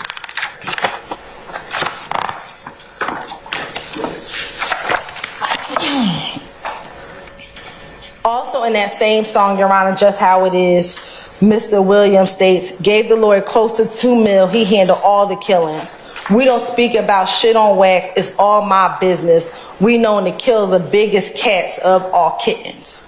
So again, Your Honor, as it relates to this particular case, Your Honor, there is evidence where it says gave the lawyer close to $2 million, he handled all the killings. We have, and this goes back to, I think, that motion that has not been, that the court has not ruled upon, and where we talk about Brian Steele. And we talk about, in this particular instance, we know that as it relates to Quantavious Greer, Mr. Steele has handled the appeal of Quantavious Greer 2010 murder case. As it relates to Damone Blaylock, he is currently handling his murder appeal for the 2019 murder case. And as it relates to Shannon Stillwell, when he was arrested in March of 2022, he initially reached out to Mr. Steele for representation on that murder case. Now, that case did not come to, his representation did not come to fruition because we believe that this case, Mr. Williams was indicted, so Mr. Steele ended up representing Mr. Williams on this particular case. That's not true. That's not You can tell me that later. I mean, see, this is. It has a letter from me that was a months before. Yeah, That's just. we talked about this before, Mr. Steele, so I'm familiar with it. So. And Your Honor, what we believe the state's evidence will show is that Mr. Jackson, in a recorded video, when he is being, when they are getting ready to Mirandize him to see if he wants to speak, he tells the law enforcement officer, I want to speak to my lawyer. And when the law enforcement officer says, who's your lawyer? He says, Brian Steele. At that moment, the investigator leaves the room. He comes back moments later, so I don't know what happens outside of the room. But what we catch on video is that Investigator Hogan calls Mr. Steele. Mr. Steele's then placed on speakerphone. And Mr. Steele then speaks to Mr. Stillwell, tells Mr. Stillwell, don't make any statements, and I will come and see you. At that point in time, after that interaction ends, we have a jail call in which Mr. Stillwell tells his family members, Mr. Steele came to see me, but he said them folks ain't paid him his money yet. I can only tell you what Mr. Stillwell told his family members. I don't know if Mr. Still came, but that is what Mr. Stillwell told his family members. So that is what we are referencing in this particular case. Next, in that same statement, he says, we don't speak about shit on wax. It's all my business. We know to kill the biggest cat of all kittens. Again, Your Honor, we believe that again is an admission and a reference to the killing of Donovan Thomas. And while to the average layperson it may seem like just a fancy play on words, to the family of Donovan Thomas Jr., this is them bragging about the fact that they have murdered Mr. Donovan Thomas, who would be considered a biggest cat within that IF gang in 2015.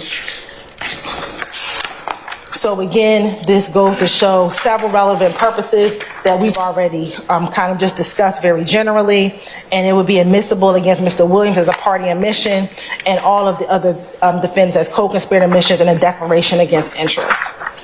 And then finally, Your Honor, our last category.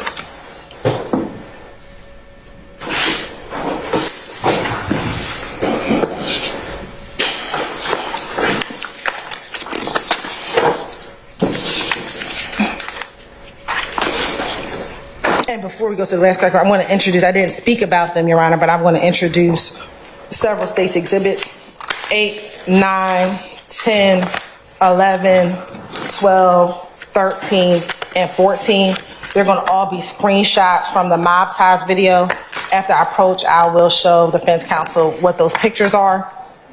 But this will be just for the court to look at, but you'll see that members of the YSL gang are throwing up their gang signs, that there are other co-conspirators, Wooney Lee inside of the video, as well as Miles Farley, DeMonte Kendrick, and Durante Beebe. Your Honor, may I approach? Just give those to Ms. Weaver.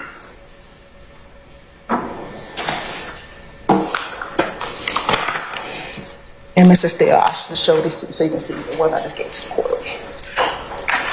All right, and Your Honor, the last category, and then I'll be sitting down and Mr. Floyd will be taking over the rest of the argument, is final evidence of leadership of the YSL enterprise and gang.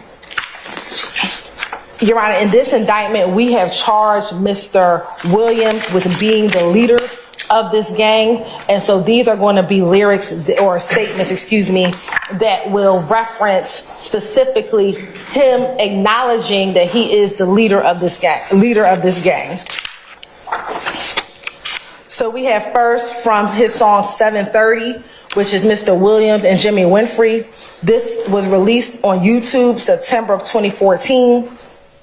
It says, come and roll in a YSL school, and I swear I'm the principal. And he says slime in the background. I do not care if you slime for $1 and a change. It's the principal. Again, this is Mr. Williams and Mr. Jimmy Winfrey. The defendant, as to this admission, is Mr. Williams, who is the speaker. Again, all the defendants here are charged with the conspiracy to violate RICO. This admission provides proof of the existence of the YSL enterprise, that Mr. Williams is attempting to recruit more persons to enroll in this YSL school. It also demonstrates that he's the leader of the enterprise. This would come in against Mr. Williams as a party admission, Mr. Winfrey because he's in the video as an adoptive admission, and all defendants as a co-conspirator admission. Next is his statement from his song Anybody, which it was Mr. Williams. This was released on Apple Music in April of 2018. He says, I ain't never killed anybody, but I got something to do with that body. I told him to shoot 100 rounds, ready for war like I'm Russia. I get all types of cash, I'm a general. We know that general leads armies, Your Honor. And so it is the state's contention that, again, he is referencing the fact that he's the leader of this gang. He is a general. And he also says, I never killed anybody, but I got something to do with that body. He right. We have alleged in this indictment that Mr. Williams ain't killed nobody, but he does have something to do with that body. He has, prior to the shooting death of Donovan Thomas in January of 2015, Mr. Williams is the one that rented the car that we are alleging that the other YSL members who shot and killed Mr. Thomas were in. He rented that car about 2 days before, Your Honor. Also, as it relates to the shooting, the stabbing of the stabbing of Jaden Myrick within the jail in February of 2022.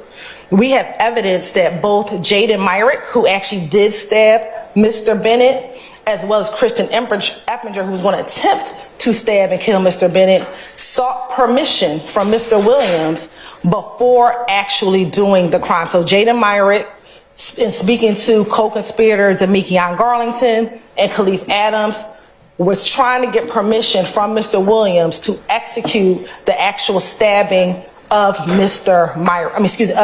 Bennett. When Mr. Myrick was not successful, Christian Eppinger, about 2 weeks later, reached out to Antonio Sumlin, who's also a co-conspirator in this case, to seek again permission in order to effectuate the stabbing of Mr. Bennett. Thankfully, at that time, Mr. Bennett was relocated, and thus this second attempt did not occur. But again, showing that they had to get permission from him in order to execute or do any of these crimes, showing again that he is the leader.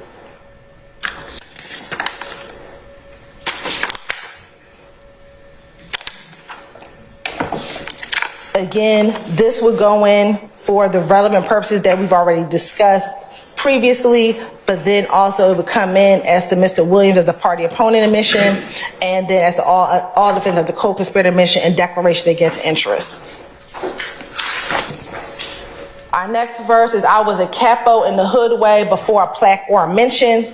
Again, signifying that Mr. Williams is the head, the leader of this gang, of this high-ranking enterprise, again, for the same reasons. He's saying, I was doing this way before there was a plaque or a mention. So this is before YSL was a record label, way before YSL was anything else but a gang, that he was the head of it in the hood, way before any plaque or mention.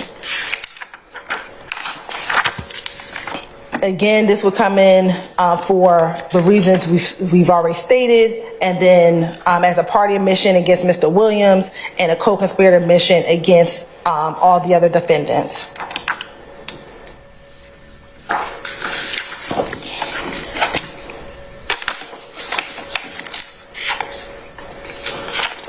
And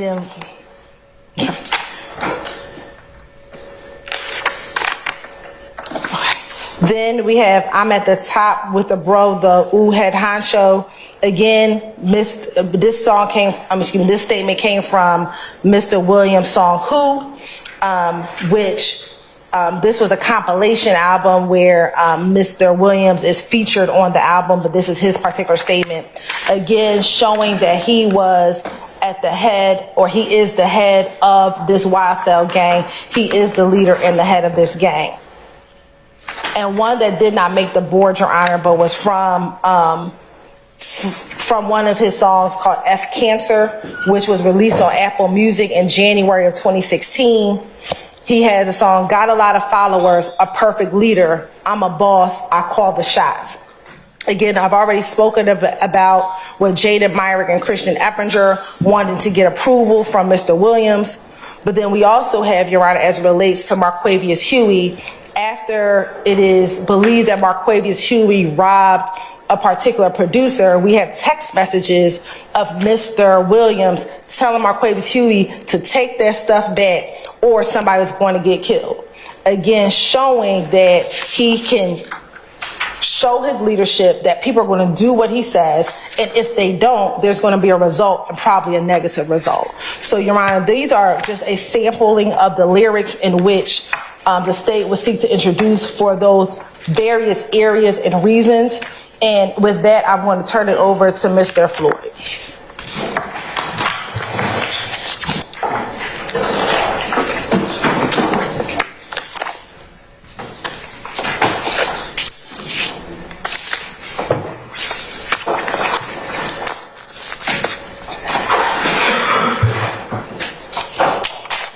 Mr. Floyd, before you get started, Mr. Weinstein, 5 minutes maybe, Your Honor?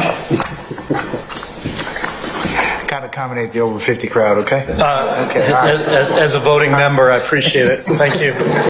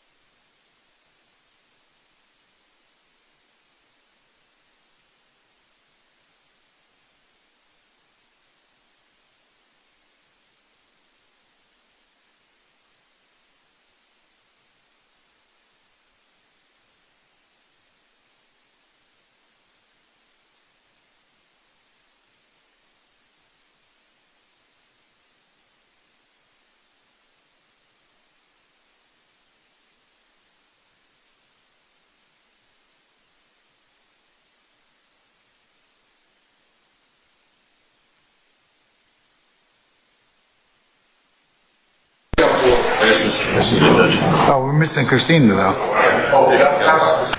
Let's get started without you. No, we were waiting on you.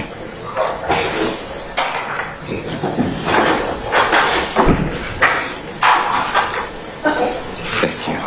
All right, Mr. Floyd, you may go ahead and begin, sir. Thank you, Your Honor. My component of this is going to be focused on RICO.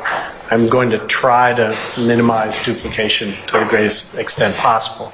As Your Honor well knows now, count one is a RICO conspiracy count. The defendants are charged with conspiring to violate both 1614-4A and 1614-4B. I'll just emphasize B for a second because a substantive violation of that requires that a person, as relevant here, associated with an enterprise, conduct or participate in that enterprise through a pattern of racketeering activity. A conspiracy violation requires that they conspire with at least one other person to do that. Generally, this means that the state has to prove and therefore can introduce evidence that there was an enterprise.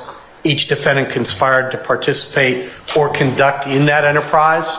Those are not exactly the same things. Participate is a lower level requirement. Conduct connotes some level of control, direction, etc. And that at least one conspirator committed an overt act to effect that conspiracy. General conspiracy law applies here in the sense that a conspiracy can be inferred from circumstantial evidence. I've cited the Akintoya case here. This is a Georgia RICO case, relatively recent, and it simply makes the point that either direct or circumstantial evidence are sufficient to prove an enterprise, which means that inference, deduction from conduct, which shows a common design on the part of the persons charged to act together for the accomplishment of an unlawful purpose. It doesn't have to be a full-blown confession. It doesn't have to be expressed. And Akintoya went on to emphasize that this is not, and I know we've talked about this in earlier hearings, Your Honor, this is not the meaning of a minds necessary to form a contract. A mere tacit understanding is sufficient. It does not actually require that any words ever be spoken or there ever be any written communication so long as the jury is persuaded. Here, of course, we have lots of words, we have lots of communications. Similar principle for an enterprise. Its existence may also be inferred from circumstantial evidence. An enterprise is just a group of individuals who are associated in fact. RICO divides its enterprise definition, beginning by listing a lot of things that are formal, legally recognized entities like corporations, and then it has this second component, less formal entities, a group of individuals associated in fact. That's what we're talking about here. I'm not going to repeat everything here to say that it also applies to the Gang Act. I'll just say the definition of a criminal street gang and the definition of an association in fact enterprise are very, very similar.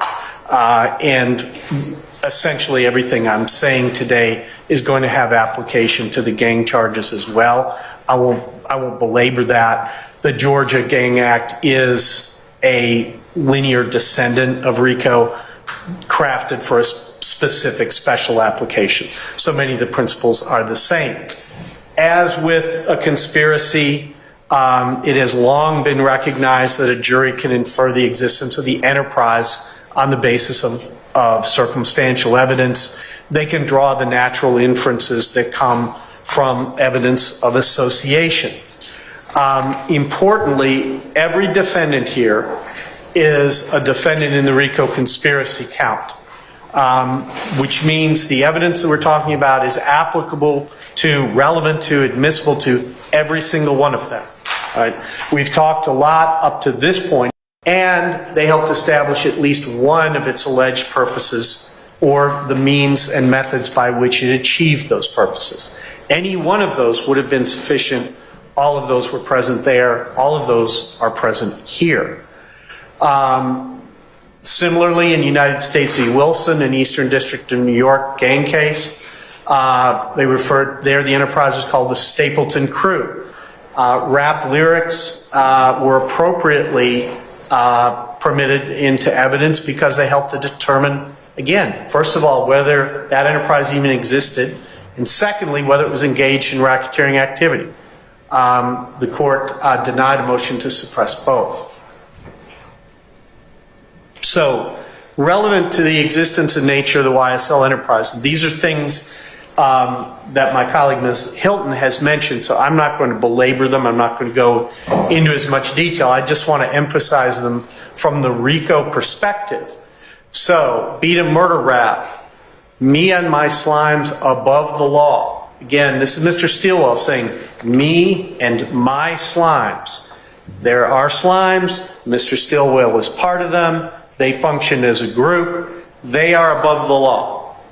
And in the indictment, we specifically allege, among the things, the goals and objectives of this enterprise was establishing a fearsome reputation, one that intimidated potential opponents, one that protected the gang's reputation and territory and expanded it.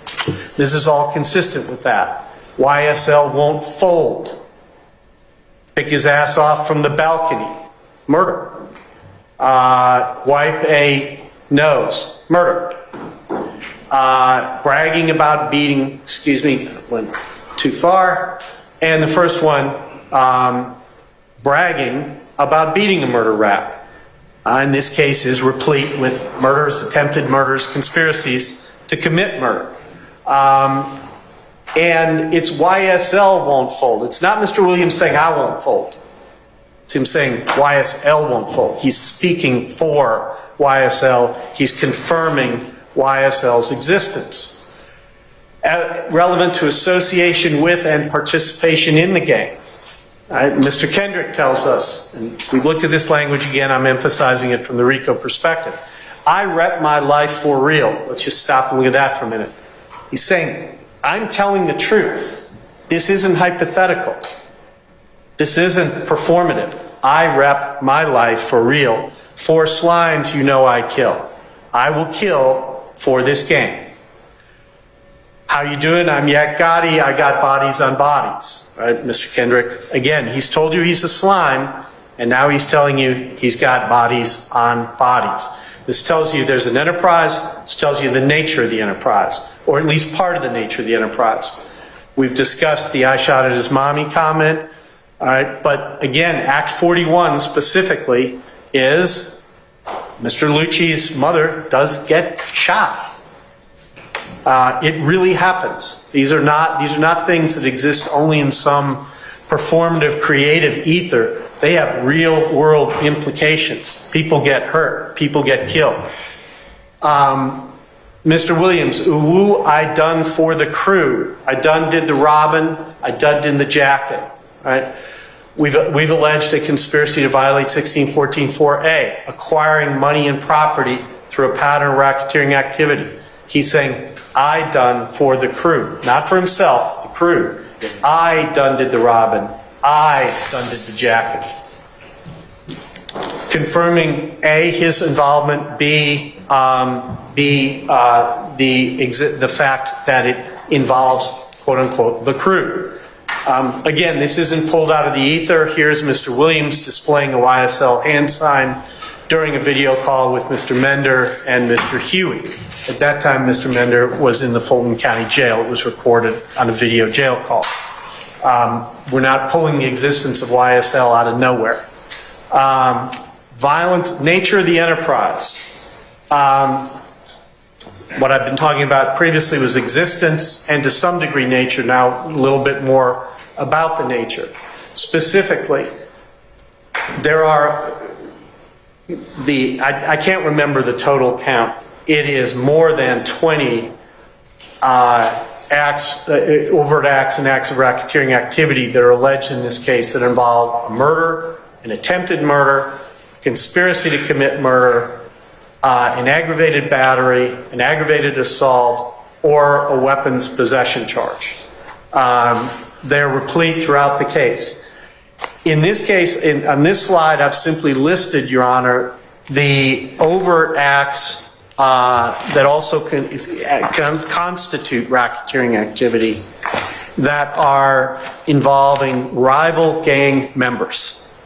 And this tells us something, because we have a situation where YSL is defining itself in part by who its rivals are, by intimidation of them, by threatening them, and frankly by killing them whenever possible. And so Mr. Thomas, Mr. Holmes, Mr. Drinks, all victims of murder, all alleged in the indictment to be associates of rival gangs.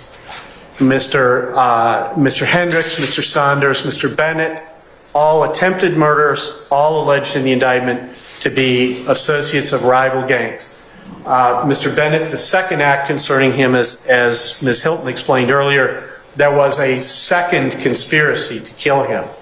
The first he was stabbed. The second, there was a second murder effort put together. It was detected and intercepted, so he's never actually physically threatened, but the intent was to kill him. And so we see this. We see these actual acts. And then we look at language like, gave the lawyer close to $2 million, he handled all the killings. Right? This is, a reasonable person can look at this language and say, Mr. Williams is saying, I'm giving a lawyer $2 million. He's handling all the killings for YSL. Okay? Not just Mr. Williams, everybody. He's paying for everybody. All right? It's all mob business. We known to kill the biggest cats of all kittens. There's a group here. It's got a business. Its business is mob business. Part of that mob business is murder. A reasonable witness can look at that and fairly draw those conclusions. We heard the language about unfunk, one of our defendants, what it means. Again, I got mob ties, using the same terminology, bragging about the death of a rival gang member. Mr. Williams, we really be slime, association with the group, we committing them crimes, the nature of the enterprise. You want to be slime, go catch you a body. Again, the nature of the enterprise. We keep switches on our Glocks, right? Turning a Glock into an automatic weapon. Fires over 1,000 rounds a minute. That's the Glock. It has a switch. It was seized from Mr. Williams' home. Again, we're not making this up. We're not pulling things out of context. Evidence of YSL's nature, violence against law enforcement. We've looked at that. We've heard the refrain, hey, this, that slime shit, YSL shit, killing 12 shit. We know that there will be testimony that 12 is a reference to law enforcement. What actually happened here? Act 163. YSL associate Christian Eppinger shoots APD officer David Rogers. Christian Eppinger, YSL associate, also shoots at APD officer William Johnson. Fortunately, Officer Johnson is not hit. This is a connection. These lyrics, these videos don't exist in some detached isolation. They are predictive of things that will happen. They are boastful of things that did happen. They are intended quite deliberately to tell the world there is a YSL, what YSL does, what YSL will do, and if you happen to be one of its rivals, what will happen to YSL. And this is, I'm nearing the end of this, Your Honor. As Ms. Hilton pointed out, we have language very specifically from Mr. Williams in which he is describing himself as a leader. Recall when I began 1614.4b, one of the substantive offenses the state's alleged the defendants conspired to violate includes conducting an enterprise, i.e. leading, directing an enterprise. Right? Here is Mr. Williams saying, come enroll to the YSL school, confirming there is a YSL. I swear I'm the principal, the leader, the head person. All right? In case that seems to be nebulous or inconclusive, let's take a look at the next one. I get all kinds of cash. I get all type of cash. I'm a general. Generals lead armies. Generals don't function by themselves. They have an army. I told them to shoot 100 rounds. I told them. He tells people what to do. Those people do it. Shoot 100 rounds. That's a thing a general can do. I was a capo in the hood, adopting traditional organized crime language, a capo decima, a capo regime, head of a group, of a subgroup within a larger organized crime family. I'm at the top, head honcho. Got a lot of followers. Well, here we have confirmation. He's the head honcho of something. He has followers. I'm a perfect leader. I'm a boss. I call the shots. In these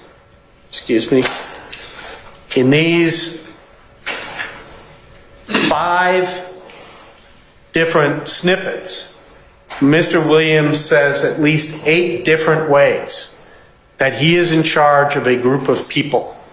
And the language, while somewhat euphemistic, makes it clear, read individually or collectively, that this is a group of violent people willing to engage in crime.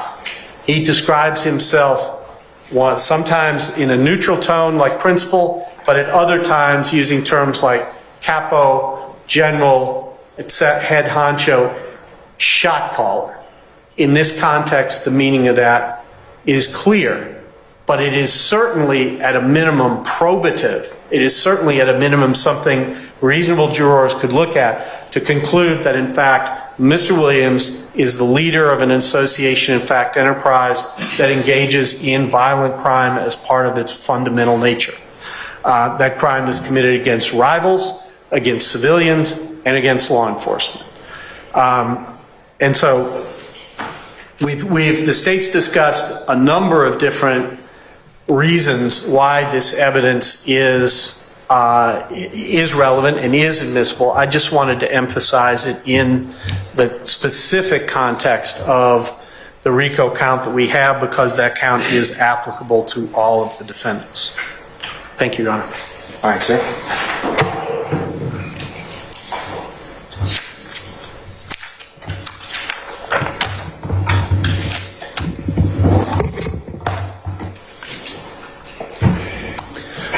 Your Honor, in those guidepost cases we talked about in terms of how these progress, a few matters to consider in terms of the state's request as we close here for conditional admissibility. The Taylor case, that was the 2022 U.S. District Lexus 206008 case, again at the start of our PowerPoint, talking about, Your Honor, the strong preference for conditional admission in that case, rather than a pretrial hearing, but at least making sure that folks understand that matters can be conditionally admitted.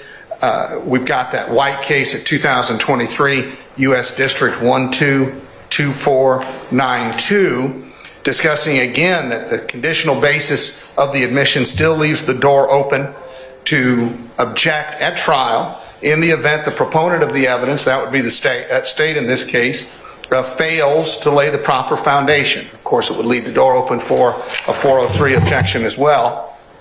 And then lastly, the Torres case, 435 F sub 3rd 526, 435 F sub 3rd 526, dealing with co-conspirator hearsay, discussing again that the moving forward with the with conditional admissibility still leaves the door open to objections at a later point in time, but the objections that the court believed at that earlier pretrial stage were unsustainable, said that those could not be raised later. And let me read it there. Defendants are able to object to the admission of particular statements as not properly within one of these 3 categories. Those were the 3 co-conspirator hearsay categories that we went through from that case, but the court rejects their arguments regarding the specific statements discussed in the government's motion. Those will be the ones that would be that were considered at length there. Now, Your Honor, for this hearing, we do have It states Exhibit 18, a complete print version of the PowerPoint. States Exhibit 19, the gang lyrics concept chart. That was the flow chart. And at 20, the 4 boards that were used by Deputy District Attorney Hilton and Special Assistant District Attorney Floyd for purposes of their argument. I'm going to tender these into the record at this time. Your Honor, I'll point out that some of the defense Can you turn your microphone on? some of the defense studies are receiving. Okay, well, you'll get it, but you've seen the PowerPoint and you've seen the exhibits, right? Well, Yes or no? Yes or no? Have you seen the PowerPoints and the exhibits? I'll make sure you get a copy. Okay, all right. And I know Ms. Love, Deputy District Attorney Love is working on that, Your Honor. Yeah, we'll make sure everybody gets a copy of that. So, Your Honor, what's the defense left with when the 403 objection fails? They're again left with an unsupportable genre-specific exclusion. And what they're asking for is essentially for one single genre of music to receive some sort of insulation from the application of the rules of evidence. And in this Commonwealth versus Knox case from Pennsylvania, that was rejected when it came to criminal charges, but the principle still applies. There's no First Amendment protection for lyric evidence, speech evidence being used as proof of a crime. And we're back to where we started because this is actus reus and mens rea territory. So this defense seeks that unsupportable conclusion, and it's actually, they're asking for the court to impose sua sponte, rather than the legislature through the process that actually would apply, a content-based rule of exclusion. In other words, if it's this kind of lyric from this kind of music, it should be out. And the legislature likely could never pass anything like that, as the McKinsey case from our Supreme Court points out. That raises actually, Your Honor, and we know the court's sensitive to this, a separation of powers issue from what they're asking of this court. They're asking for essentially a judicially crafted rule of exclusion, which is exactly what 402 doesn't allow. And that's what is told to us in terms of a court does not have the authority to rewrite statutes. That's Starr Residential versus Hernandez. And then lastly, this quote from now Justice Pinson back when he was Judge Pinson in Stockert versus Rogers, Georgia's Rule 402 chose constitutional and statutory text over, in that case, and this is definitely, we recognize not the court, judicial imagination as a touchstone of admissibility. So we do not have, Your Honor, a First Amendment concern here at all. The speech is not what's being prosecuted. The behaviors are what's being prosecuted, and the speech in form of the gang lyric is admissible against them. And we talked about reductio ad absurdum analysis, Your Honor, and in terms of the Unabomber, if somehow his manifesto was set to music, would that have made it inadmissible? If the Turner Diaries, Judge, had been a musical, would someone have seriously contended that they should not have been admitted against Timothy McVeigh? And yet the extension of the arguments we're seeing here really grabbed that. Similarly, Your Honor, the extension of the arguments would appear to say that an additional Miranda question should be asked of suspects. In other words, if you sing or rap your confession, you're aware that won't be admissible. And Your Honor, that is not the law of the state of Georgia. That is not the federal constitution law, and that is not the sort of concept that should apply in this case.